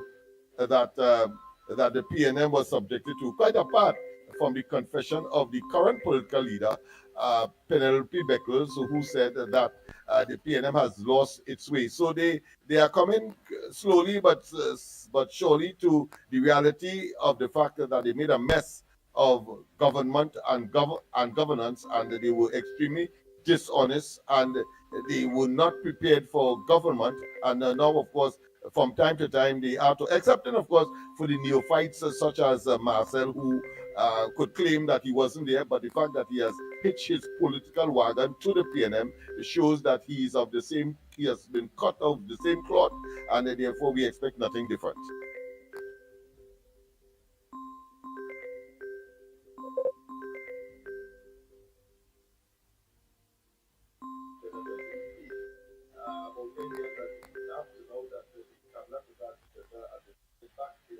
Of course, with the collision of that promise has now been finalized. So, yes, I do endorse what you're saying, with a commendation to the present administration one, and the fact that it's a promise that was kept, and the PNM, of course, said that they will have during the campaign of 2015, but we negged on it when they got into office, just as so many others. And I noticed, of course, and one time, that England is now saying that that stick was broken in the PLM edge, and it wasn't listening to so, but that was thing recently. I think it was only yesterday before in the Gomate. Just imagine England is saying that he being, of course, a major contributor to the stick breaking scenario that the PNM was subjected to, quite apart from the concession of the current political leader, Penelope Beckles, who said that the PNM has lost weight. So they are coming slowly but surely to the reality of the fact that they made a mess of government and governance, and they were extremely dishonest, and they would not care for government, and now, of course, Lennox, but you ain't seen you on that. I tell you, if you had on your phone, you will understand you on the call. I leave you with the caller. They only having all the debate, and you just stay quiet. Yeah. But I was waiting for some kind of indication from you. No, but so long as you watch your TV, right. You go see you on. No problem. No so problem. You see you are learn on. It's you there. All right, but I nothing. Go ahead, caller. A pleasant good morning. Good morning. Good morning, Mr. Lennox, Mickie, Director, all on the live stream. Morning to you, Miss Anna, Mr. Woodbrook, Mother Bernie, Miss Shagonas, Mr. Barakpur, Mr. Tunapuna, and also Mr. Lahokita. Miss Anna, like you, I always prepare my lunch early while having my morning coffee. I was just about to put my red snapper in the oven, and what I heard, I had to jump on here. I have been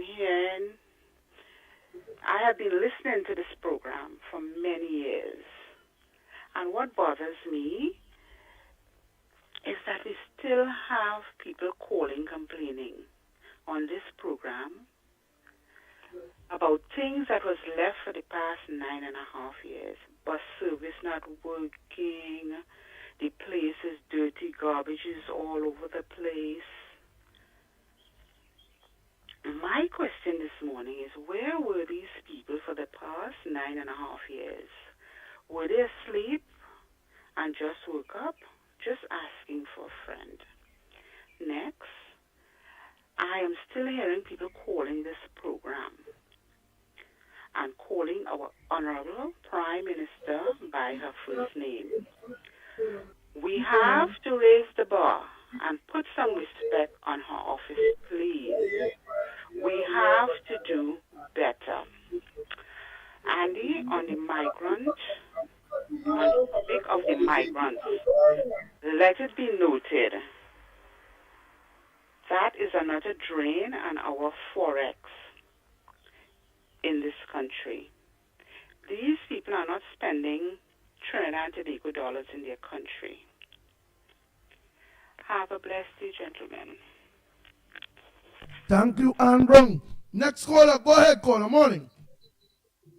Morning, Andy, morning. Morning, Kenrick Prasad. Morning. Hey, I think you misunderstand me, bro. You misunderstand me. I mean, for you, I understand that they have to pay. I'm against that too. You're right. Because they have to pay the taxes because they're using the country resources. And they're using all the resources in the country. So they have to pay the taxes, but who to blame?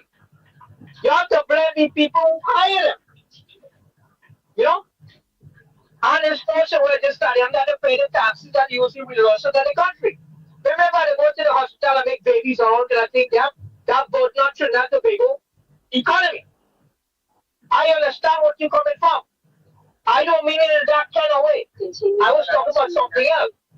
Oh, well, you know what I mean? Well, you go ahead. Right, because I understand I'm agree 100% yesterday. I'm agree what you say.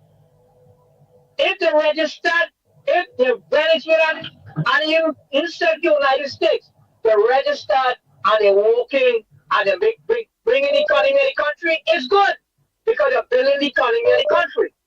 But if they have and not paying under the table, it's not good.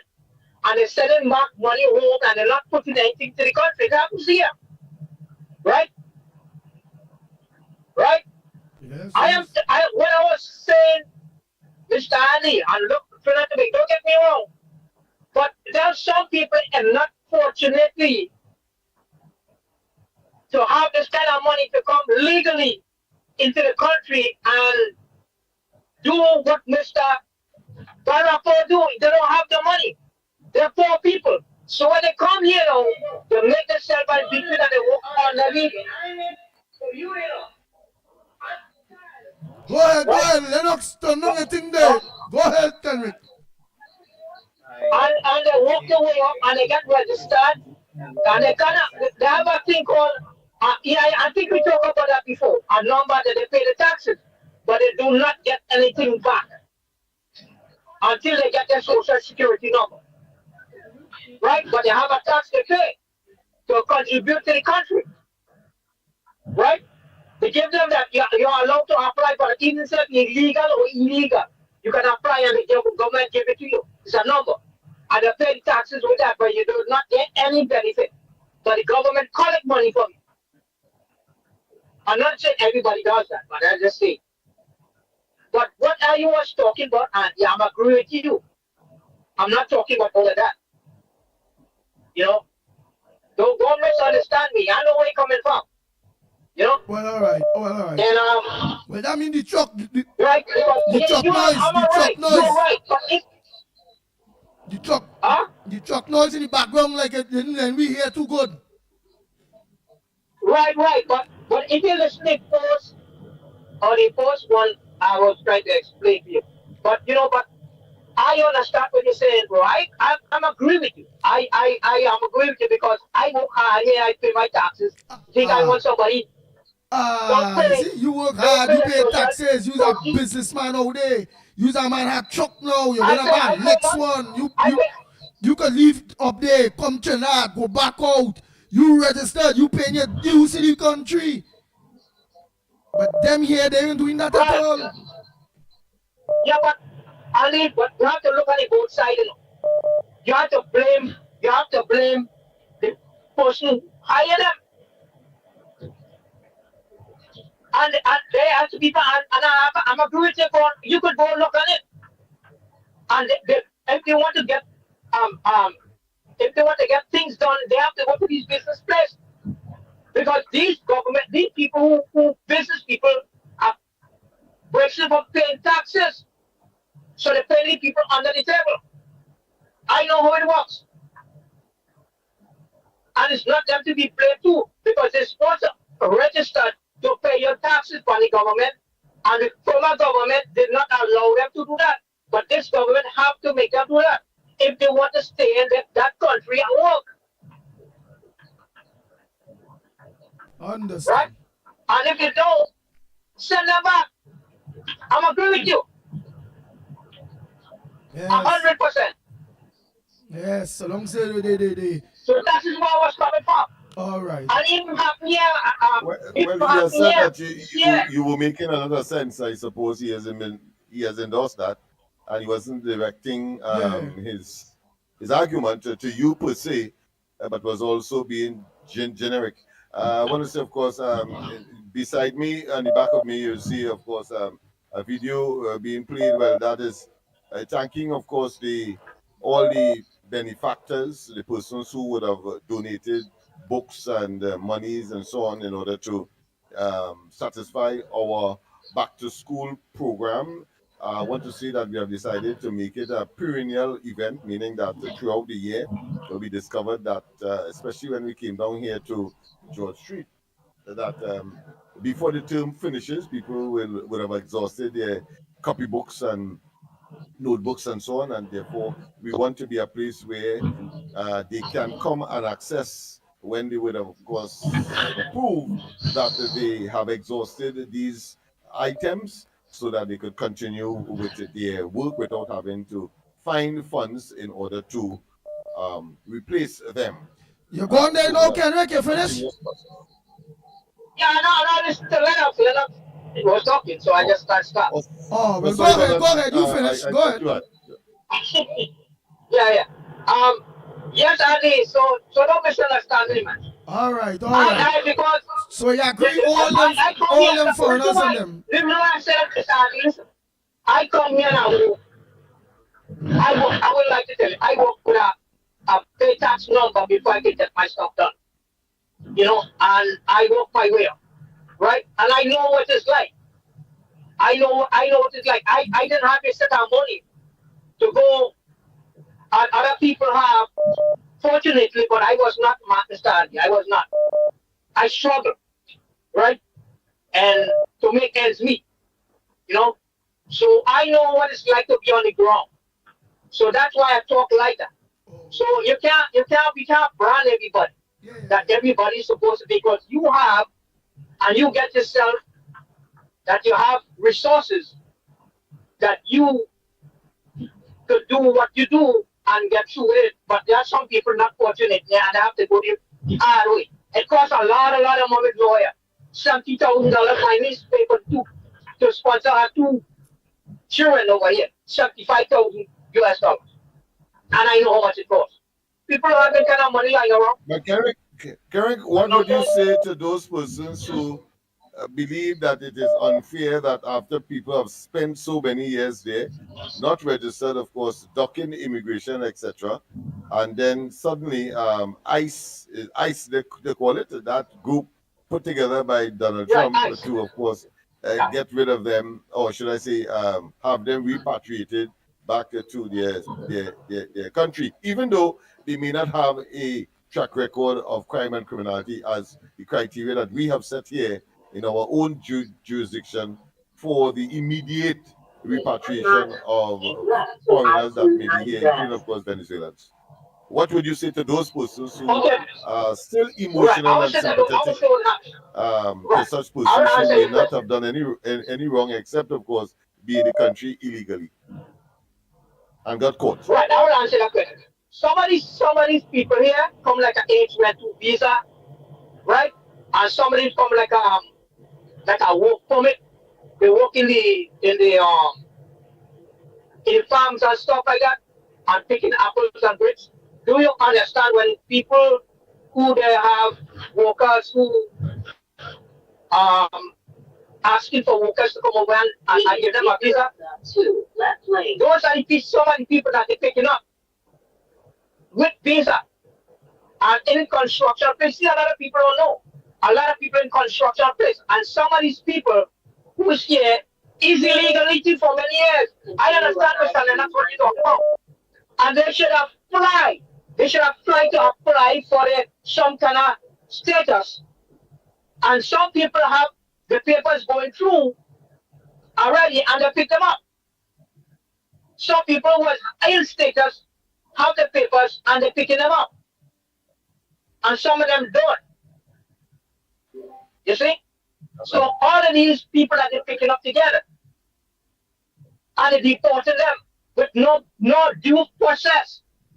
They're supposed to process them. They're not doing that. They're breaking the law.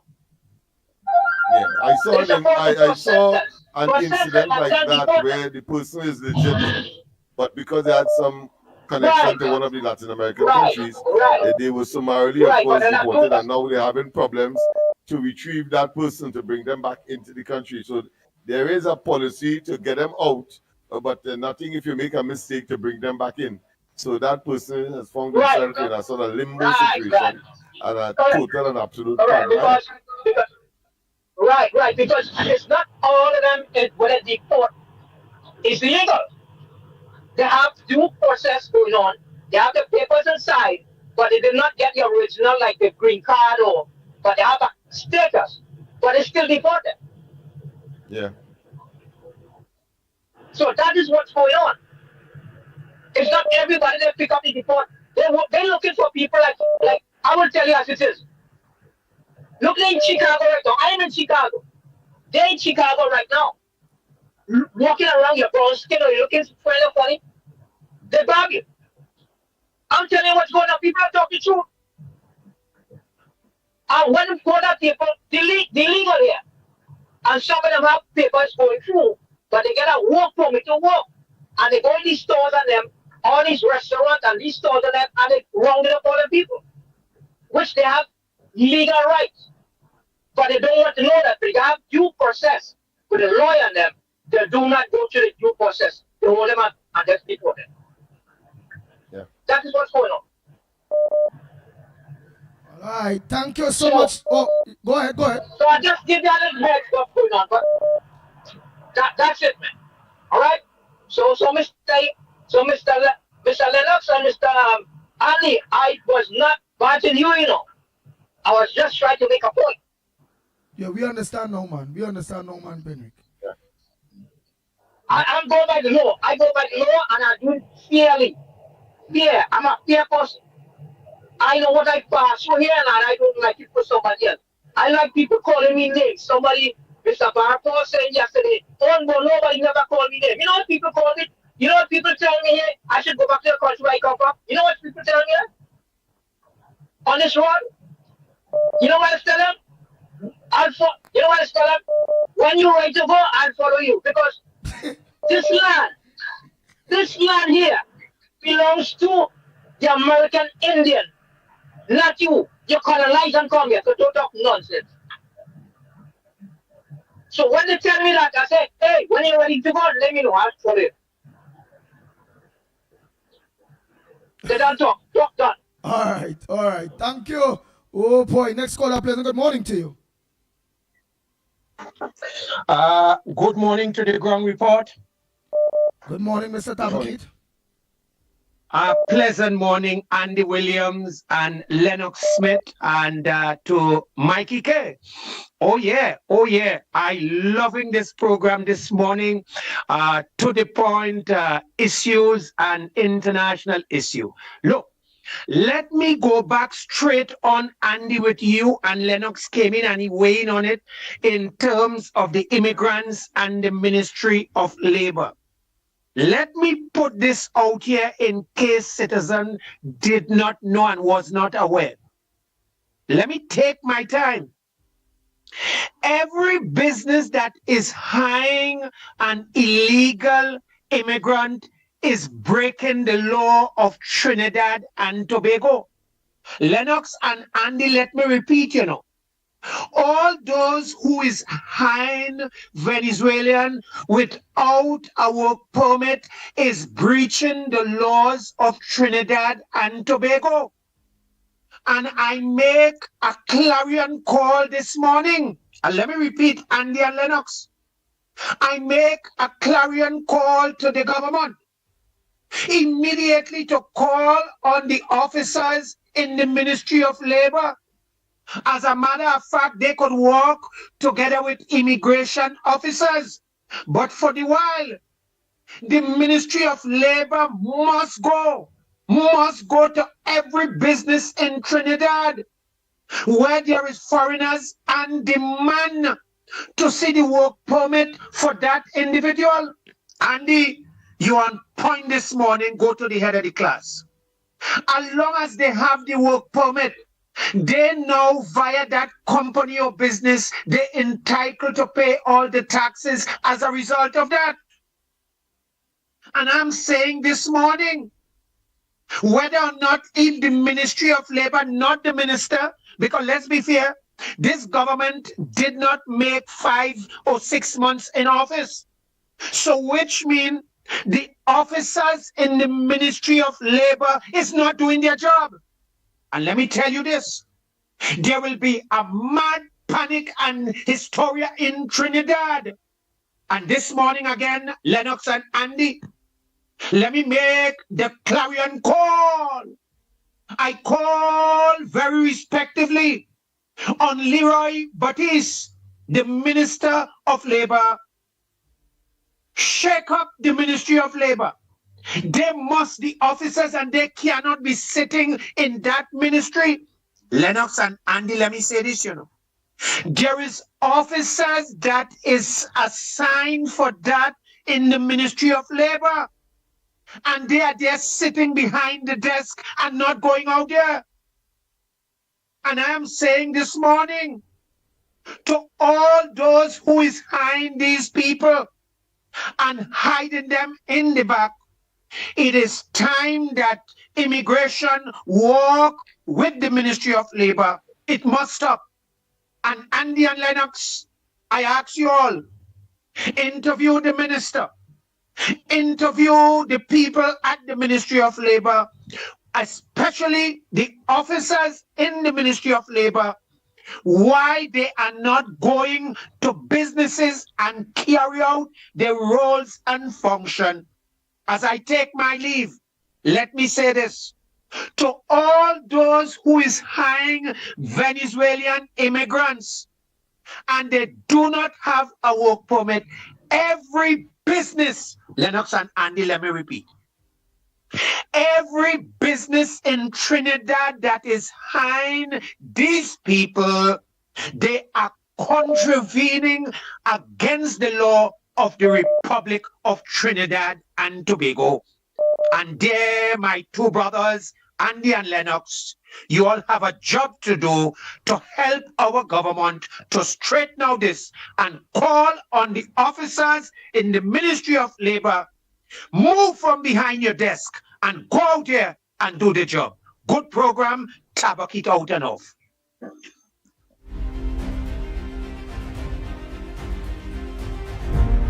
Go ahead, caller. Pleasant good morning. It's calling for aggressive action on this matter, Andy. Yes, yes. And of course, the other side of the debate is whether or not the time has reached for such action to take place for the regulatory, those who are responsible for making sure those persons in the regulatory offices that are supposed to enforce whether or not the time has reached for an aggressive agenda with respect to this matter. This debate will not stop because our population is increasing, our economic circumstances are deteriorating for the time being, and therefore the consumption and the expenditure ratio is widening, and therefore the income to sustain such is also, of course, is an illusion or is eluding us. So there must be some kind of equilibrium, and the decision must be at the highest level. The decision makers who have been elected to manage the affairs of the country. Go ahead, Good morning, Professor Andy. Yeah, the responsibility is left upon them. Good morning. Right. Before I get into my substantial point, let me make a comment on those venues that is coming to the country. You remember KCR used to visit a place that we all familiar with, and he always met with a fella, this Mr. Budit. Will Mr. Budit still have his product and service available? The fact is that is where a lot of the services came from Venezuela. All right, my more substantial point is I am the fifth estate. Andy, Lennox, you all, and the newspaper is the fifth estate. And I want to throw out a question. We had a mutiny and we had a coup. The leaders was Abu and Rafik. Would the citizens of Trinidad and Tobago tolerate Abu being given a column in one of the print media every week? I don't believe so. Now, why are the experts continue to give Rafik a column? Because he had a column last week and he was very, very aggressive against our current Prime Minister. And why I'm saying so, I'm going to show you how these two print media houses are the mouthpiece of the PNM. A couple of days ago, probably a week, you remember the lady who said jump the wall and deal with them? Well, we have seen her all over the place with the current opposition leader. We have seen her in the People Same Meter on one of the news television station giving a view of what's going on. That tells you. Now we have somebody who basically does not like and respect women in authority, Rafik. And he made a comment that was basically against the Prime Minister castigating her with a comment for bloodlust and things like that. But one of the better journalists or hosts brought on the Rear Admiral, retired Admiral Richard Kerr, very highly basically accepted in Trinidad and Tobago. And he gave us his take on the mutiny. And what he's saying, what that gentleman has been writing in his column is far from the truth. What he's saying, what Rafik has been saying, his mutiny was basically to do certain things, and it wasn't to create violence. But what Mr. Admiral said, that is untrue. People died, and when they were leaving the Tetra, they had lots of guns and grenades and high artillery. And his commander was an Englishman. And the Englishman tell him he wanted him to man the ship that would have prevented them from leaving, Rafik and the mutineers from leaving Tetra. And what he whispered to him, he said, look, as a Trinidadian, I want you to do it. I'm an Englishman. I don't want you to do it. But please minimize the death that would have arisen from the action of you preventing that. The same time, Richard Kelshaw on yesterday and today repeated, said it was so serious in 1970, the British and the American had boats right inside our waters, waiting to come ashore if it turned bloody. And what you are alluding to is that the mutineers, even though they were supporting the Black Power movement, that wasn't their gripe. The gripe was their seniors wasn't basically, they believe, competent as them because they were trained in SANELs, and it has people who were basically in charge of lower esteem, lower meritocracy who were not brilliant at them, and they wanted a change. They wanted to take leadership. It so happened that he was jailed and he eventually was freed, but he continued to put into the newspaper a narrative is untrue. 5 years ago, the Express basically interviewed Kelshaw's daughter, and Kelshaw's daughter said the same thing. What his narrative is to fool the people and continue to give a totally different narrator and play Pontius Pilate when he basically intended to cause plenty harm to overthrow a government. Just like Abu, consider Abu getting a column. I'm going to have a nice morning.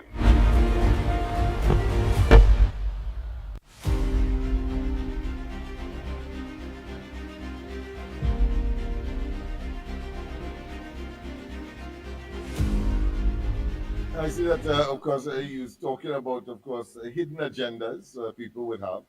And that is stereotypical of human beings. Whether or not it will be allowed to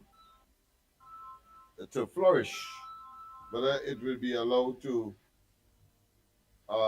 foster, that's a different story. And in fact, it wasn't, because, of course, it was preempted by loyal persons who felt it was what it was, a mutiny for whatever agenda, one of which, of course, the caller just mentioned, that is not generally in the public domain.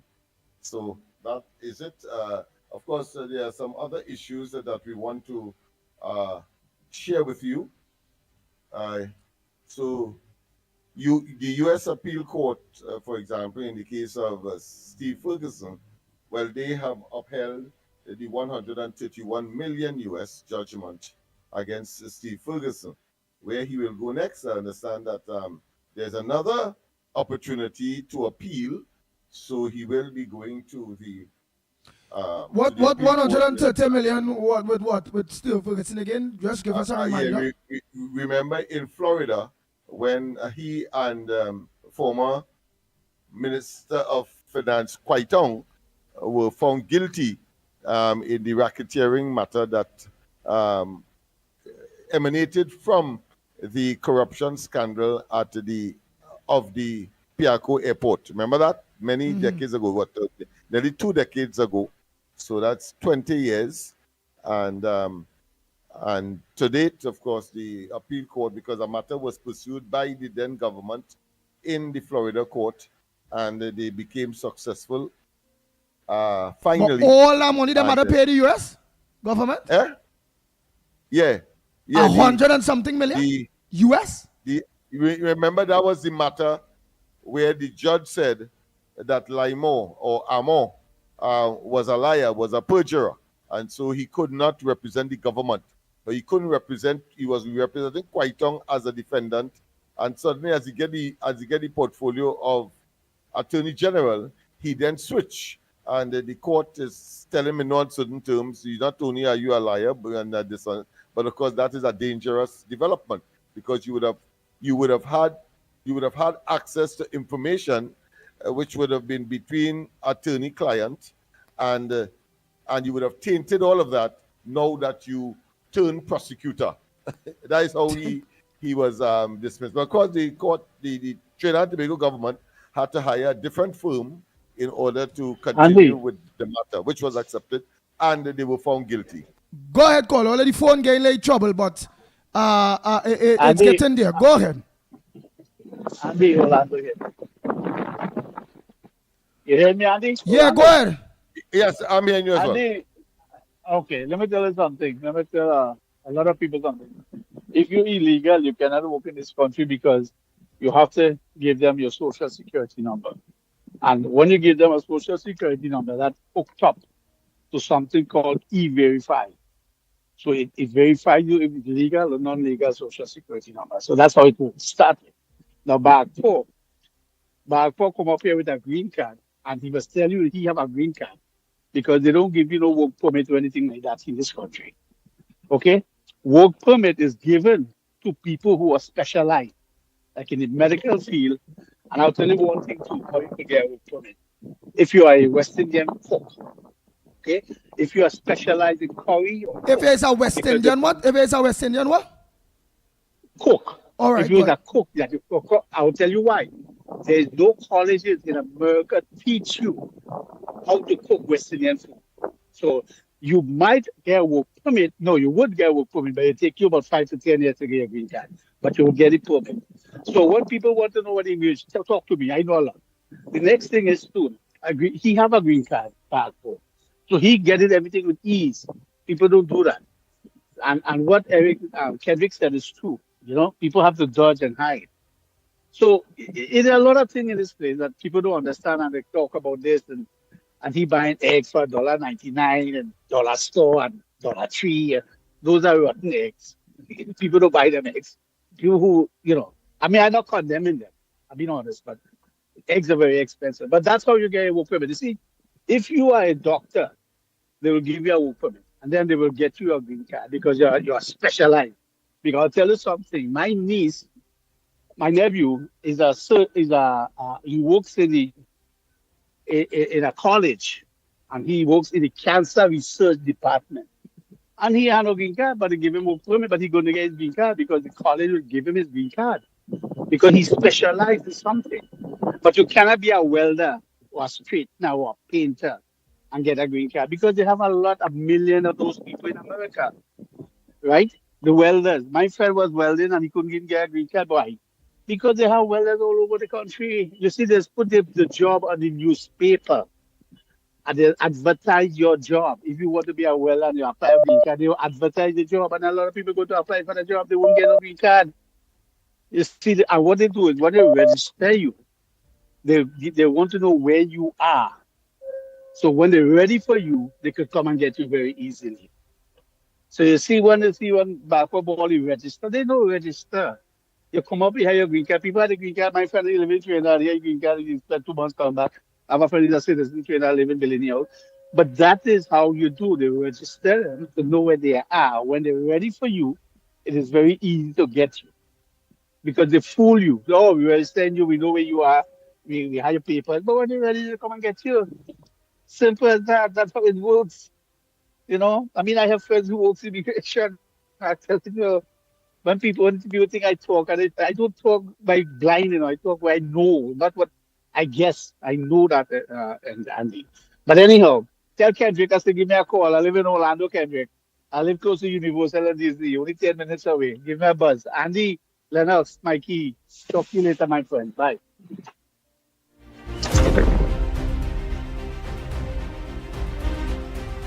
Right, somebody said, Andy Williams, that's truth what he is saying. $, 3 eggs, or wherever, I don't know what that is, to buy. Basically, he's saying that his egg that may not have been classified as totally healthy. So whoever buying cheap eggs is not good eggs again. It's cheap thing no good, but good thing no cheap. I suppose. All right. That is applicable here. But the caller raised another local point, which is of course the SME in the single market and economy, and probably that is why the CARICOM is struggling with that part of the arrangement of the Treaty of Chaguaramas, the intent to open up everybody's economy to each other, because if it is that, for example, if you are coming here and you say that you are a carpenter from, let's say, Grenada or St. Vincent, you understand the challenge just as the Americans have, that if it is we have a sufficiency or maybe our oversupply of we have enough area. How we go bring in other people? So there's no need for us to give you authorization to come here to add to the oversupply when you have a dire demand of people who have the skill and cannot get work in the country. Right, and in the construction industry, the Venezuelans picking up that. Makes a lot of sense. In the construction industry, the Venezuelans picking up that. A lot of them working in construction industry, and it have all these qualified people in Trinidad and Tobago. And the bars and the groceries, it have enough people in Trinidad and Tobago, whether Indian or African, to I work in agree the with bars you. and the groceries and all them thing. Yeah, I agree with you, but the difference is this: that they are prepared to work for less. One, they don't have the constraint of having to contribute to the national insurance system. The government of the past has registered all of them and make them, in fact, legitimize their presence, but putting unequal situation onto the labor market and therefore employment opportunities in the country. That is what they have done. And telling us there's only 40,000 persons probably to I justify lie. that is a small amount, so therefore it shouldn't impact negatively on supply and demand. But it's really not so. We know it's over 100,000 and counting. Exactly. So at the end of the day, all right, go ahead, next caller. Good morning, Andy. Good morning, Lennox. Barack Paul calling here. Andy, let me tell you The man something. say you have a green card, that why you there? You ain't hard. You didn't have it hard. Let me tell you something. I don't know if people is be trying to give you the history of their life for people to feel sympathy for them or to try to let me tell you something. Once something is illegal in the night, it's illegal in the day. Who want to support and feel sympathy for illegal activities, die them business. My philosophy in this life is here what? I just try my best to follow the straight and narrow road, guide my family and my children them in that same direction so that they don't have nothing to fear when it comes to the law in engaging in anything. Even self, when you in Trinidad, to bribe a licensed officer to get illegal connection from Tech, everything is bribe in Trinidad. I just make sure and take my time and go to the right way because I just always say, you see me, I don't want to get nothing to feel that, oh, hey, hear what? I get this by illegal means. Now, we just come and we just talk about, oh, how hard they work and you have to struggle and all these kind of things. If people choose to work hard and struggle, that is them business. I don't have no problem with that. You understand? But if I choose to say here what, I know what it takes if I need to go to migrate to another country and be comfortable. I know what I had to do. It's years now I working that and working with my family to achieve that. I didn't come here just drop and say, okay, now I'm going to get a job and I'm going to this and that and all kind of dotishness. And I not gonna preach no sad story from when I did come up here and I had to so I know real people who up here that doing the illegal thing, hiding and working for next to nothing, with the intention that anytime they get catch, they go back to Trinidad with a little money in their pocket. Who want to do that? Die them business. I want to come and bring my family in a place that there's things they need to do, things they need to follow, and there's a tremendous, vast availability of opportunities for you to live here comfortable. First, to begin with, people don't try to lay in on. You see, the dotations where they're talking about, oh, if you have a specialty, you could come here and work. That is nonsense. You understand? I could tell you that from facts. What people have to understand is that we education system is Westminster. That is a European thing. A doctor from Trinidad could go England and practice. He could go anywhere where that education system is concerned. And when you come here, they don't recognize that. You have now to get the equivalent qualifications to be a doctor here, to be a lawyer here, to be a plumber here. Anything you're doing, you have to have their type of certification that they will recognize you with. So this nonsense we're talking about, you could just come up here and think, look, let me tell you something. There are tremendous opportunities for people who are plumbers here, HVAC technician, construction workers. Now these people could be the best plumber, the best at that in Trinidad and Tobago and qualify there. But when you see a reach here, you can't go and say you got be a contractor here and earn the kind of revenue you really would be getting. You have to probably work for somebody else and be like a laborer or some kind of thing, or you might be better than the person.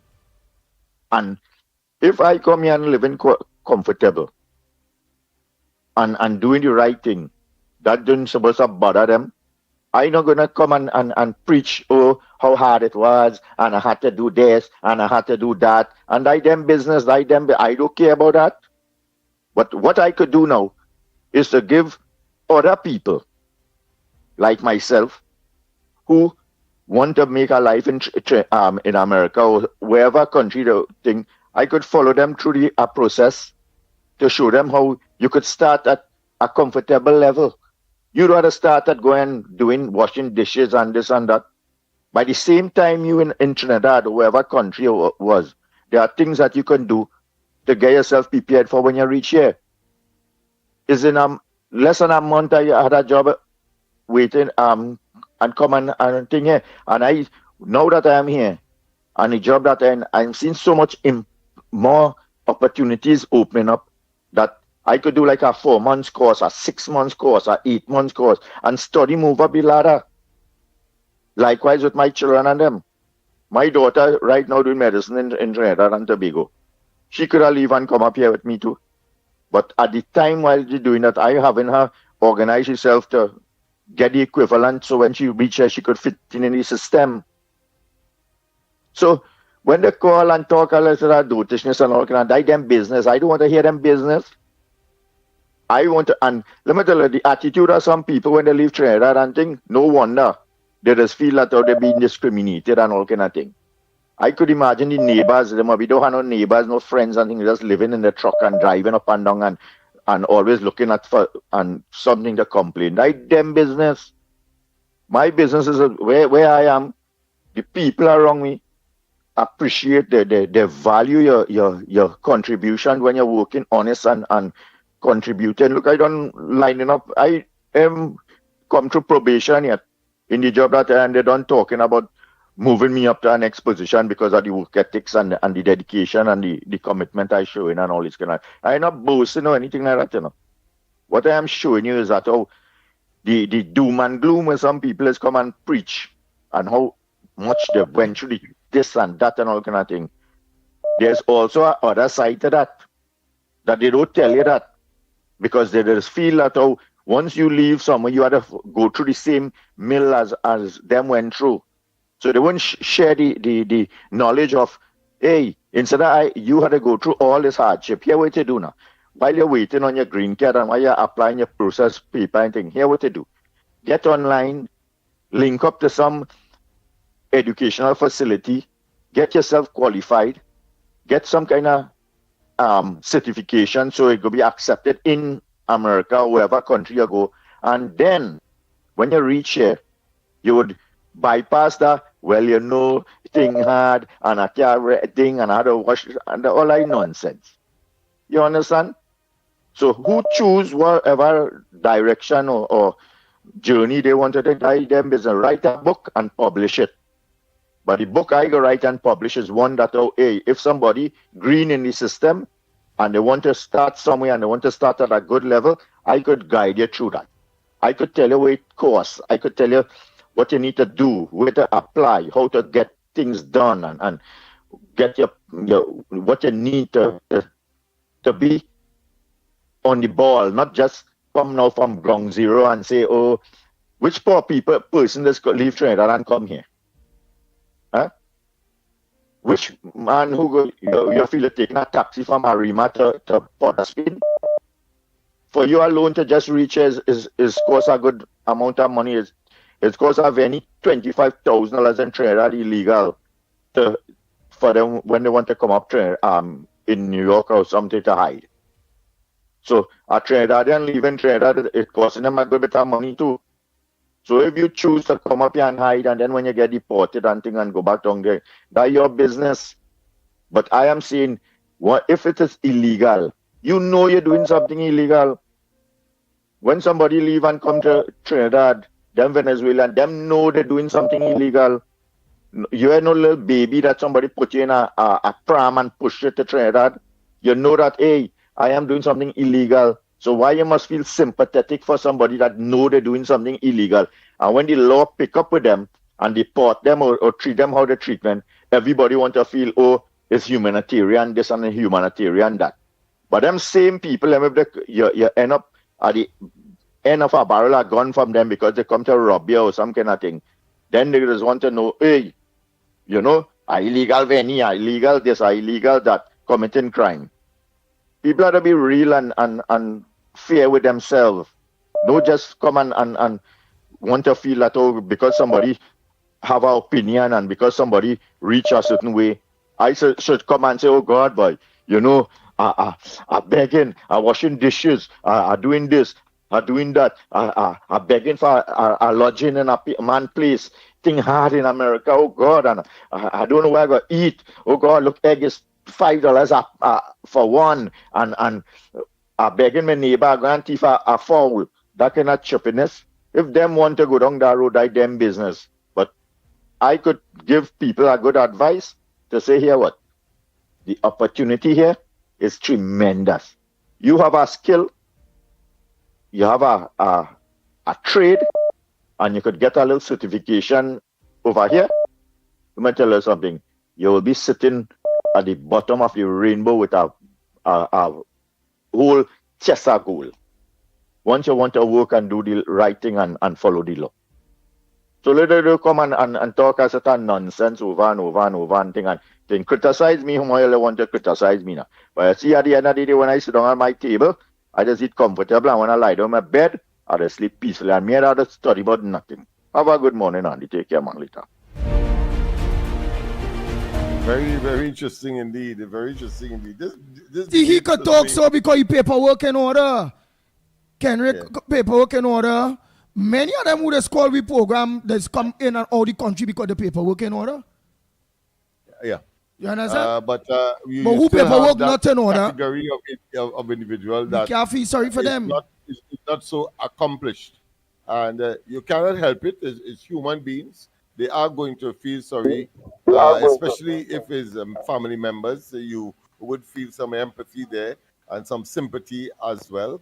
But it does not take away the fact, and I agree with all of the callers who are sticklers for the rules and the law, because we are rules-based, we are law-based society, whichever part of the world that you go. And it's unfortunate that if the people didn't put their house in order, well, they have to suffer the consequences. But I like the idea of Barack Paul saying that his willingness to assist people to chart the right path, the straight and narrow, so that they don't find themselves in a situation like that. Maybe he may want to invite, I don't know, persons who even as the situation is becoming increasingly difficult, that they may well have, and the people who are so inclined to go to the United States, they may have still a window of opportunity that he might be able to guide them with. I'm sure that he is open to that based on what he would have said. Okay, go ahead, caller. Yeah, morning. Part of the problem too, right? Which is bigger than the Spanish themselves. The one we had a bigger problem is the ones, the trainees that are actually encouraging it, right? The ones who just be talking about, give them a chance, we hadn't let them live. You see all that set of nonsense? That you can't be encouraging that them people is part of the problem. Let me tell you something. These people, boldface, they don't even know how boldface is. Them literally getting on for the benefits of the local people, you know. Right? They're getting on because they want to churn in school. They're getting on because there was certain kind of, look here. I wouldn't be surprised if they start to ask for pension and disability grants, because that is the direction it's heading, right? That's the direction it's heading. The kind of things them want is like if just now they're going to start to ask for disability grant and pension and thing too, and they even throw that yards. The people who encouraging this nonsense is part of it too. All them new just be balling out. Get them. They just work so hard. Get them a chance and putting them in the house. The kind of things people is be doing for these Venezuelans, they don't even do it for their own people. They don't even do it for their own people. It had a Ian Allen episode I watched. A farmer build a whole home for Spanish and everything next to the farm and everything. And that same Spanish turn around and rob them. Right? He even doing that for your own local people to say, oh God, the person live in San Fernando, he had to come up a Rima side. Let me build up a something and shed. No, they ain't gonna do that. They ain't gonna do that. But they'll be doing this kind of thing for these people. And they'll be biting the own hand that feed them.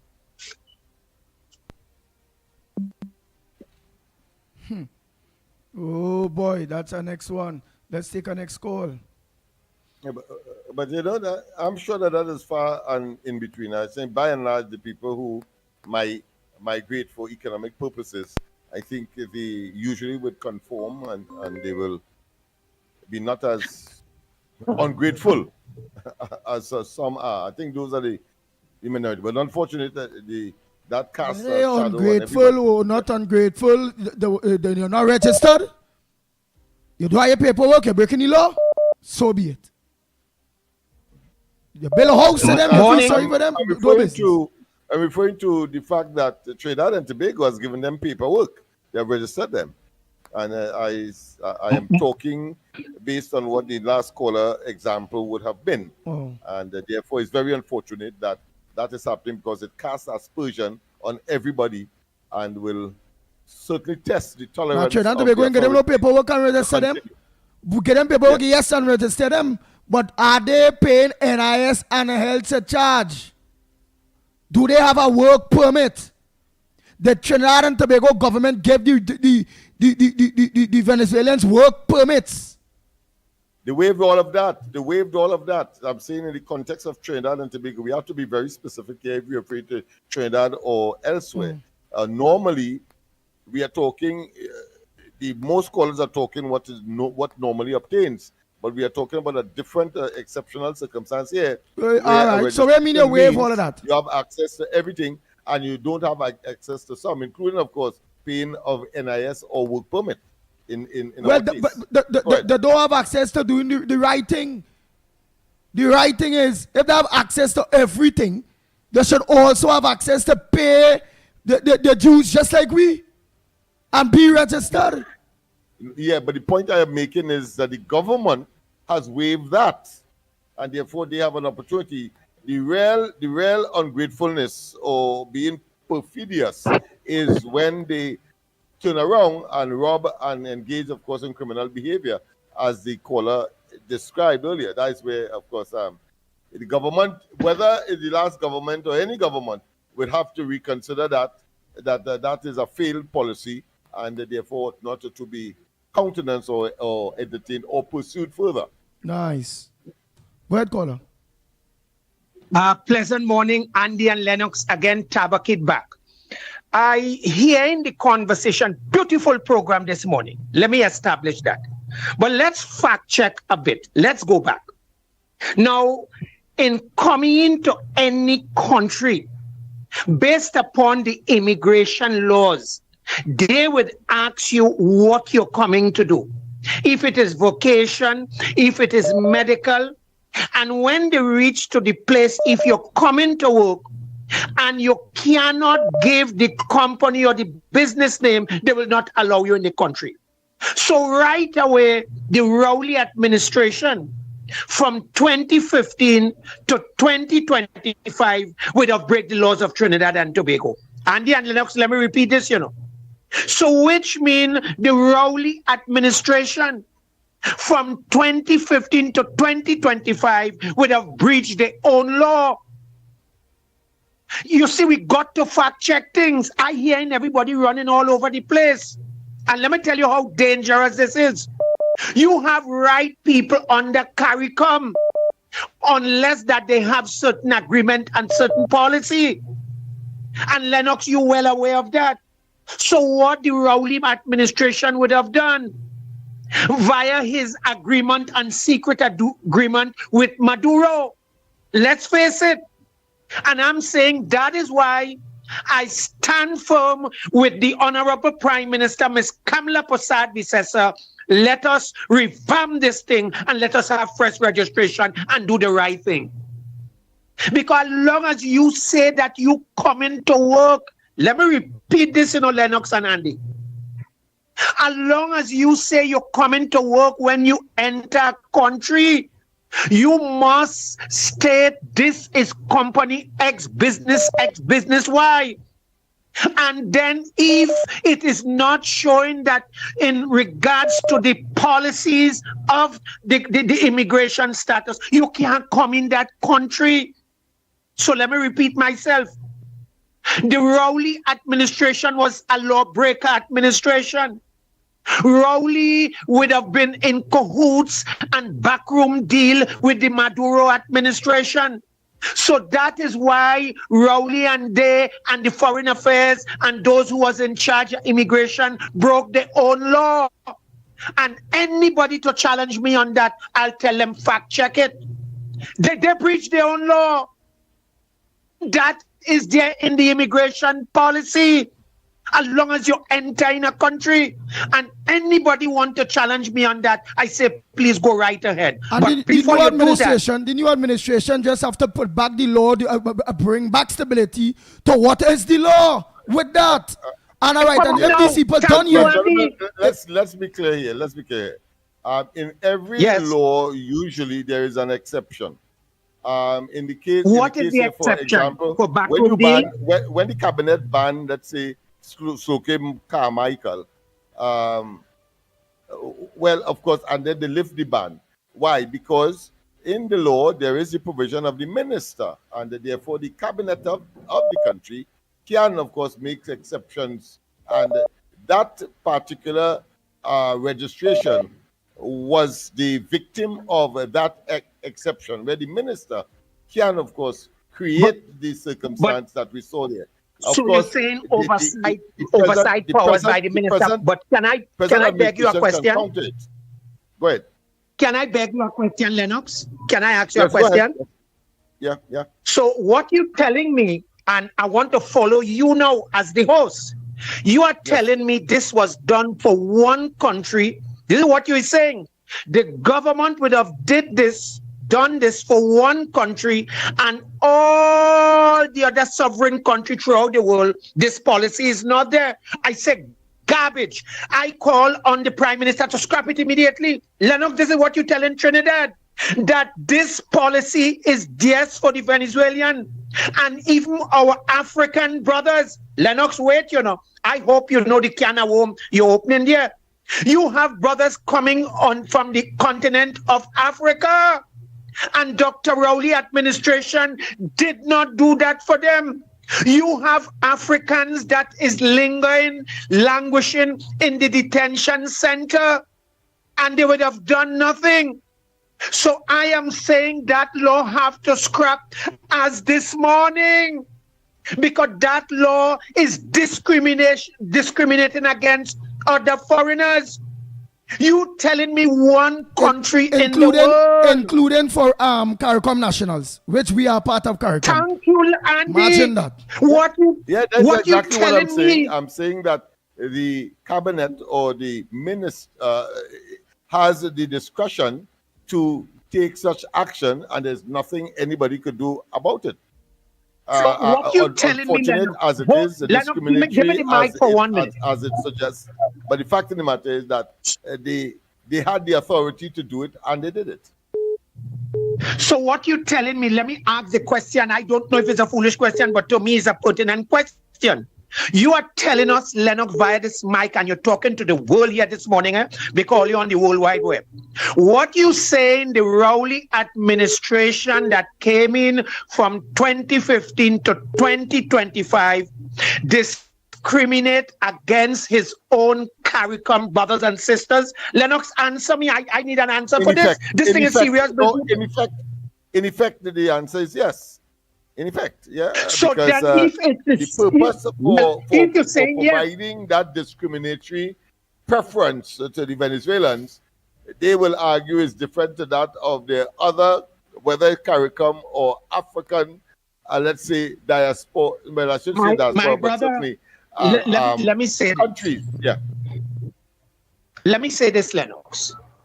I make a clarion call to our beloved political leader and Prime Minister, the Honorable Miss Kamala Prasad Visesa, and to the government information section, which is listening because they listen all program. Immediately they must rescind that and scrap that, because that is a discrimination to the highest order. That one section, one set of people must be given this priority, and our own CARICOM. But Lennox, if this here does not smell corruption and discrimination, and I'm glad you raise it, because you raise it there, and it tells you, I am saying that must be scrapped today. And all Venezuelans must go back and get fresh registration. And the laws, let me take my time with this. They must scrap that registration immediately. And they must put back the proper law via immigration. That question have to ask, if you're coming to work here, who is the business? Who is the company? And if you can't, according to Andy, and let me say this to the caller before, who was saying that work permit only applies to a certain section. Mr. Gentleman, wake up. Who is your daddy? Let me say this respectfully. Lennox and Andy, as I take my leave, the Rowley administration had discriminated against their own African brothers from the continent, and also CARICOM that you put an agreement via the minister power. No, this is not fair. And I call on my beloved Prime Minister, bring it to an end. Let there be a fresh registration, because that registration with the Venezuelan is corrupt to the core. Lennox and Andy, good program. I wish you all could take me up on this, and if you all could respond to me. Thank you. Thank you. We can respond because time. Go ahead, caller. Morning. Time really flying. And we're looking off at half past. We're looking off at half past 9. I have to reach somewhere for 10 o'clock. Go ahead, caller. No problem. Hello. Yeah, I'm calling from San Fernando. I want to say something on the issue we're talking about this morning here. And I want, not that I'm disagreeing with what Barack has said, but life in itself is difficult, right? So let's just leave that there, and I'll go down. I will go down another road. I am agreeing with Mr. Tabakis here this morning, because the Rowley administration had allowed or break the law. But just apart from just breaking the law, I want to show you something. The Rowley administration has made things difficult for Trinidad and Tobago, because you see, they were doing their policies was just like, I don't know, it was all over the place, and they didn't know what they was doing or whatever. But I want to show you something. What also contributed to the Venezuelans just leaving the country and just running across here is because the borders of Trinidad and Tobago was never under control from the Rowley administration. So they lick up Trinidad and Tobago in terms of a lot of Venezuelans coming in, apart from the numbers that he allowed into the island through whatever, the ministry or whatever, right? The borders of Trinidad and Tobago was not under control. So a lot of other Venezuelans coming into the island, even down south here, down on the southern peninsula there, they're using down there as a thing to get into Trinidad also, you know. So we have it from south and we have it from the north, because they're using the Chagaramas entrance also, and they're using south to do that. So they lick up Trinidad and Tobago, right? So I want people to understand that. So the Kamala administration now have a lot to do in terms of changing the attitude of the ministries to get them to do the right thing. You understand what I'm saying? We understand. Thank you so right. much. Okay, thanks. Thanks a lot. Yes, man. We understand what you're saying loud and clear. Right, so we just play Kingdom Calls and I'm short and sweet because we have only about 18 more minutes. We're looking off at our pass today. Yes, hello. Go ahead, morning. Good morning. Good morning, you're live. Yes, this is Miss Arima here. Go ahead, Miss Arima. Well, listen to me. Okay, I hear myself now. Okay, Andy. I just called in to correct something I hear in here that is not right. When the Rowley administration allowed these people to register here, the first ones that get to register had the passport. They came in legal through legal ports of entry. So they were the first ones that got registered. Probably they had passport before the crisis, right? A passport was easier to get in Venezuela. I mention all these things to the people, but they don't hear.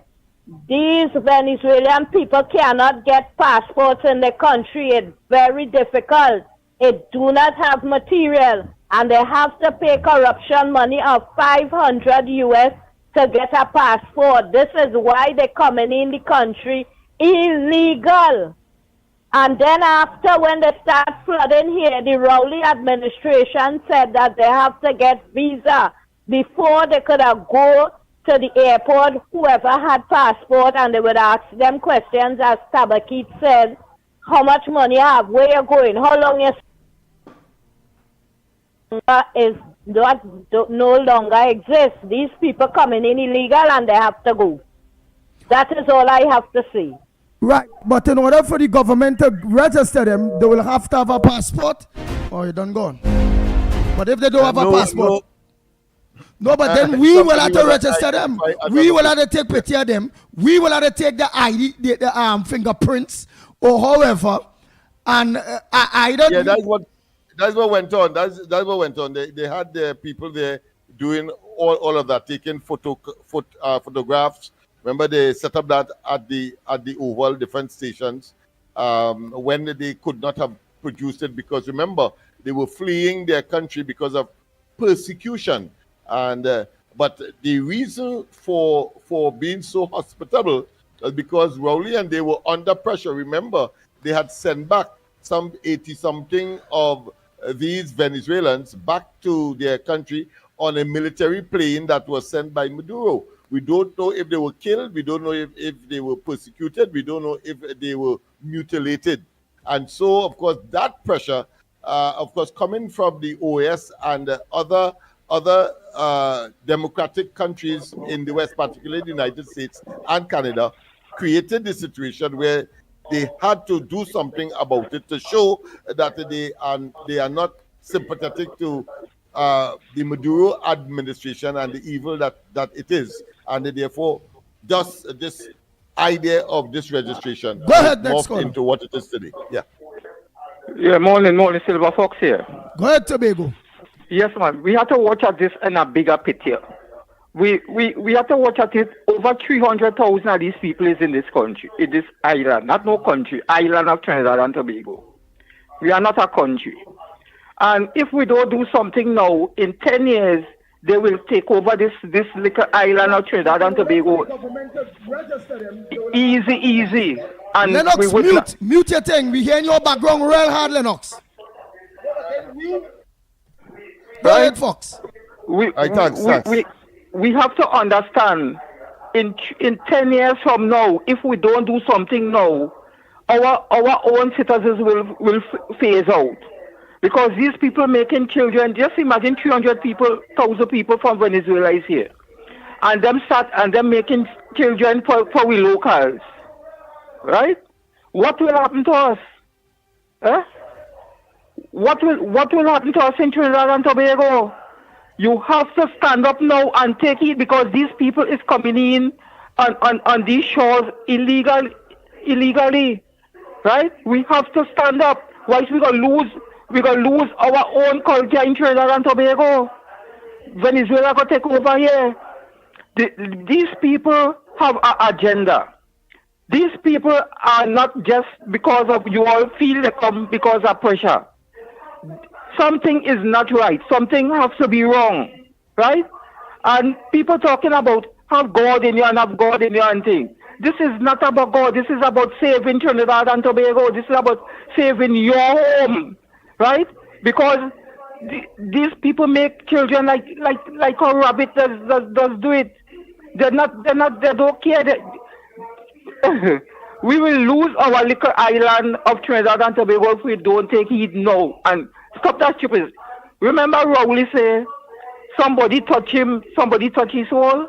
If Rowley was somebody did really touch Rowley's soul, he would not pressure away so much in this country of Trinidad and Tobago. And I want to say this to you. God take a rib from a man and put it in a woman. Right? So we are woman. God take a rib from Rowley and put it in Penny. Thank you. Good morning. Trinidad and Tobago.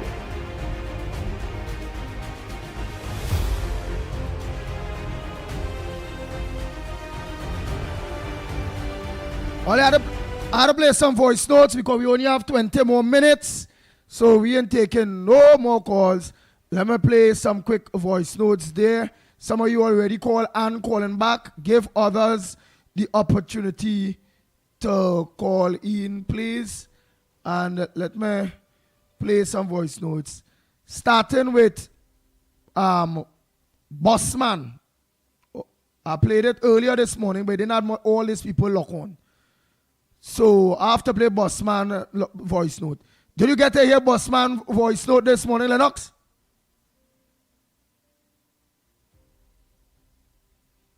You ain't hear the Bossman? No. All right. Well, you're going to missed that session. All right. Probably missed that session. Well, boy, that man make me laugh. Right? So this, what? You're going to laugh, boy. They Bossman voice note. Boy. Let me. You need to be bringing some comic relief to the very serious topics that we would have engaged this morning. Boy, I said to laugh one time, boy. I come on here, this kind of thing. When I hear Bossman say the talk, I say, but wait. They Bossman? Listen to Bossman. Listen to Bossman. Boy, this man. I like he, yes. I like he on the program, yes. I ain't gonna lie. He just give me a laugh, yes. Hear him now, hear him. Good morning, Ground Report. Andy Williams, Lennox Smith, Mickie K. Andy Williams, I am appalled to see the state of my country and what my country has become. The country is overgrown with grass, weeds, and bushes, right? I am from San Fernando, and the place is in a terrible mess. When I sit down in my house, I get bitten by a lot of mosquitoes. There's no spraying, there's no cleaning of drains, removal of garbage is not timely, and as a result, no grass is being cut due to CPEP. Now I remember that CPEP was closed down by this administration, and I believe it was transferred now. Regional corporations are mandated to cut and clean the grass. Andy Williams, every single day my whole skin is full of mosquito bites. I had to spray my house with citronella oil, use my mosquito racket, because you see how the place is very warm and it's overgrown with grass. There's a lot of mosquitoes in the community. And apart from that too, the country is looking like a massive dump. Sometimes when you're driving, you're seeing piles of rubbish at the side of the road, trees growing and branches coming into the road, etc. And it is ridiculous. So I am wondering, what is the plan from here? Because there's no CPEP, right? People lost their jobs, and the country is in a stink condition. It's like a dump. When you drive through Oropoon Gardens, Cashew Gardens, right? Pleasantville and other places, right? You're seeing tall trees stretching over and leaning over into the roadway, and bushes and vines everywhere. And apart from that too, When the place is not being clean, it is encouraging a lot of crapo and snakes and rats to come into people's houses. This is ridiculous, man, ridiculous. I thought that seeing that CPEP was closed down, there would be an immediate contingency plan, but CPEP closed and nothing is being done. And the thing is, when the previous administration was in power and they were not maintaining the country, this administration criticized them very heavily and harshly for the condition, but like this, and it's the same thing happening, and nobody cares. The country needs to be cleaned up. It is very stink. When you have a lot of mosquitoes multiplying, right, and flying and biting people, that is dengue. And I want to mention, the roads in San Fernando are at an appalling condition. There are sinkholes everywhere, potholes, swimming pools, ponds, right? Roads are cracking and no maintenance is taking place. Please address this situation. Yeah, Lennox. When you heard that, man. Yeah, I heard it. It's very comprehensive, but nothing that is out of the ordinary. But some people would say before CPEP what there was. But it sounds as though he's living in the forest. No, but he going from... As though he born from the... are tall trees and grass and so on. Yeah, but and maybe mosquitoes and other vermin as well as reptiles. But what make me laugh, he gone from being the boss man, getting rid of the reports. Remember when I press it, I say he go and say, no San Fernando bus, leave 6 o'clock this morning to come down to Port of Spain and ting. All of a sudden, the roads bad at a pothole, cranes, this, mosquito, dengue. That man just turned the whole game to the minister the bush Mako. If one has to be facetious, he probably has taken a ride on a bus through the forest. Well, I say, I had to link it. Yeah. Somehow we had to link it. Because remember, he's the bus Mako. Yeah, boy. So I don't know if he went on a tour through the forest in a bus. And like mosquitoes. He saw his skin full of bite. Real bite. Yes. He said you had to be using some kind of spray up the place. Yeah, and in his home. Yeah. So one could wonder whether or not the bus is his home. I don't know. I had a guess. Because remember, he's the bus Mako. So I can only think about what he says in relation to bus. So when the bus is his home, he got a guided tour in a forest. And next to the forest, of course, he met up with these reptiles and insects and all of the flora and fauna that you will associate with a tropical forest. Let me put it that way. So yes, I think we could chalk it up as having a good laugh. Yes, yeah. It sounds ludicrous. Yeah. Not only that, if not that, and he say he home, it had to be he didn't go take a bus ride today, and he end up staying home, and being home, he decide to talk about all that bush. The place stink and mosquitoes bite him. He say, if only watch my skin, all over his mosquito bite. Snakes and crappos all over the place. And I got the impression he sounded like if he had any neighbors, like those items, or those insects or those animals might have been his neighbors. I don't know. But it sounds to me like he's living a reclusive life. Oh, Lord. Man, only it's 3 minutes still. I have to leave here by 9:30 in order to meet an appointment for 10 o'clock. So I have to run. I too myself have something to do as well. So I'm glad that we have, without conspiring, we have to leave early this morning. Yeah, well, let me see. I see Karen sent a short voice, no days, nothing yet. So let me just play with Right, let me just play with Carnage. Oh, like Carnage singing come true. All right. Anybody else? Let me hear. Morning ground report. Morning everybody. Andy, I hear busman talking a lot of bus. A lot of bus up, you know what they're talking about. Andy, what happened to Brian Manning? He's not a minister in San Fernando. What about he who always washing his mouth talks all kind of nonsense? Why did he don't talk about doing something in San Fernando for the people? He's not doing nothing for them. He's just there as a minister. That's it. That's truth. But Andy, more good than that, morning. he's there to take money, Andy, really possibly screwed up. under false pretense. But you don't want to take my call? He getting paid.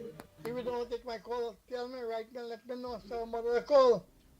That's the reason I have called this program for a very long time. Oh God, but like I said, I try to call Andy, you good back. morning. Andy, really screwed up. But if you don't want to take my call? If you don't take my call, tell me right now, let me know so about the call. That's the reason I have called this program for a very long time. All right, Mr. No. Ramnarine. Lennox, when I get chance. People that way, man. Yeah. You talk to Mr. Ramnarine. Sometimes those things happen. That's rare. But Oh, I can assure you, God. Mr. Ramnarine, that is not the case, and that will be remedied. Not only that, I tried calling back Mr. Ramnarine 3 times. 8:32, 8:33, 8:34. I even sent a message. 8:40. You see, I tried calling you back several times because I see he calling. I see many of them calling. I wonder if you decide to accuse him of not taking your call, what he would say. But I go screenshot this. All right, so Mr. Hamdan is not that. None of us are that conscious and inclined to do such a thing. Ignore calls. It may be some intervening factor that would have created the non-receiving of the call for one reason or another. Remember my phone get in trouble too. And then when somebody on a line, I can't take a call if somebody already on the line. So what I will do too sometimes, when I seen we regulars and them calling, and some people might be taking long talking, I will organize and even call them back. Because WhatsApp, so I go see, hey, this one was real calling boy. Bam! So once I see space, I call them back. Bam! When I see the space, I call them back. Just for them not to feel advantage or feel that I'm ignoring their calls or I don't want them to get into the program. Oh Lord, help me. Oi, Teresa, I'm coming to meet you. Damn if I do. Damn if I don't. Well, sir, you really can't please everybody. Anyhow, tonight, corridor transformation at 8 o'clock, yours to the Lennox Smith. Don't forget to log on to corridor transformation, okay? And when I see the phone get in trouble, I'll be beating the phone. Sometimes I organize it and I read in the newspaper. The phone stick and freeze up, blank off. The man was Lennox Smith. If the man didn't come on or Lennox Smith didn't. We can't find him. I hope that he's listening. So we can make the necessary arrangements to get you that phone. You know what happened, man? You know what happened, He wants to go with you, armed with his bank card in order to purchase the phone that you may or may not. It may or may not be of your choice. But you know what happened, man? Somebody might have done buy a phone for me, but Lennox, the man called him, telling me buy a phone. Come hard on the radio, Andy. There's a man going to buy a phone for you. And so everybody was going to buy the phone from a long time. Say, well, right, look, Andy get a phone. And up to now, I'm still waiting. So I lose my opportunity because somebody I was lured. I want to say that I'm a victim of being lured into the sincerity that turned out to be, I would still want to say, a delay, but protracted delay that has created, of course, a situation where you are still faced with the dilemma of not being able to have an efficient phone. So, because watch, it have people text me Lennox Smith.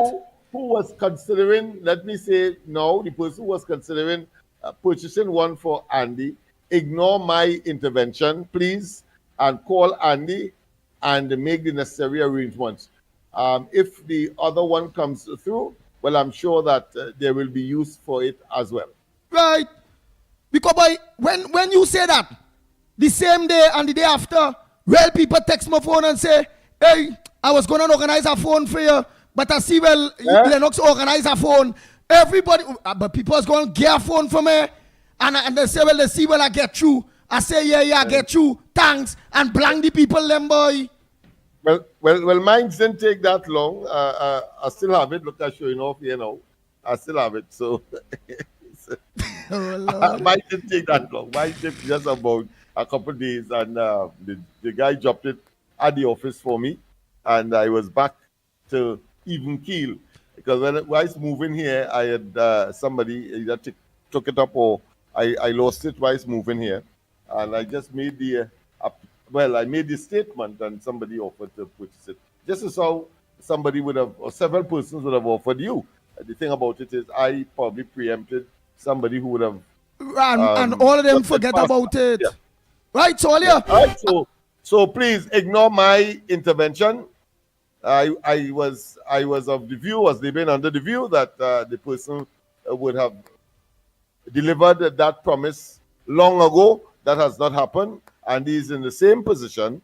And so, those of you who were like-minded and minded, then please call Andy and do human service to all of us, because I too am affected when last caller. There and can't focus on other Hello, things. Go ahead. Last caller. I don't go. It's 34 minutes past. I don't reach somewhere for 10. Go ahead, caller.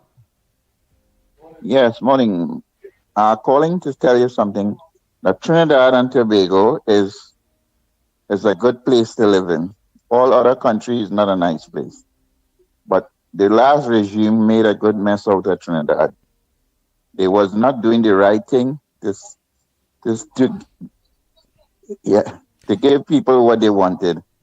They bring the Venezuelan and give them all the opportunities. Yes, all the opportunities behind you. Yeah, all the opportunities gone to other people.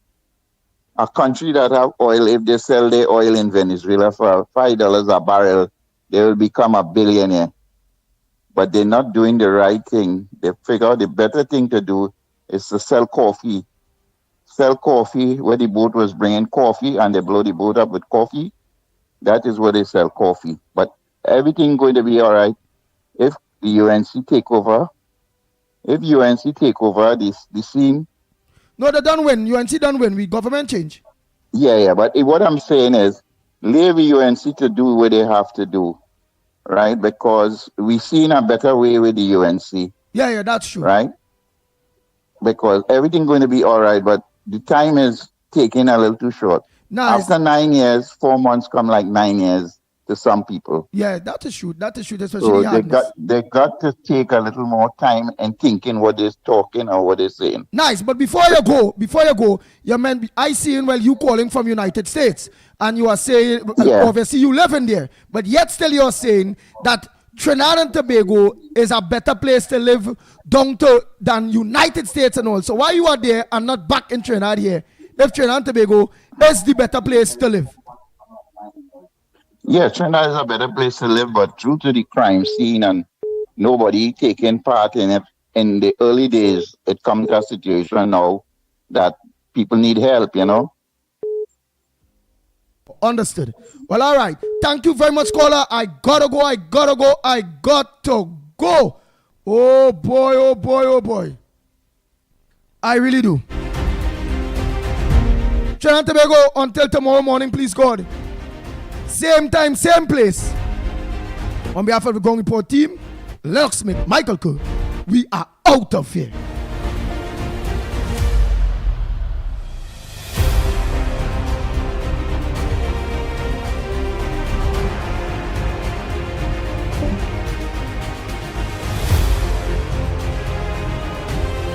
The Ground Report with Mickie K, Andy Williams, and Lennox Smith.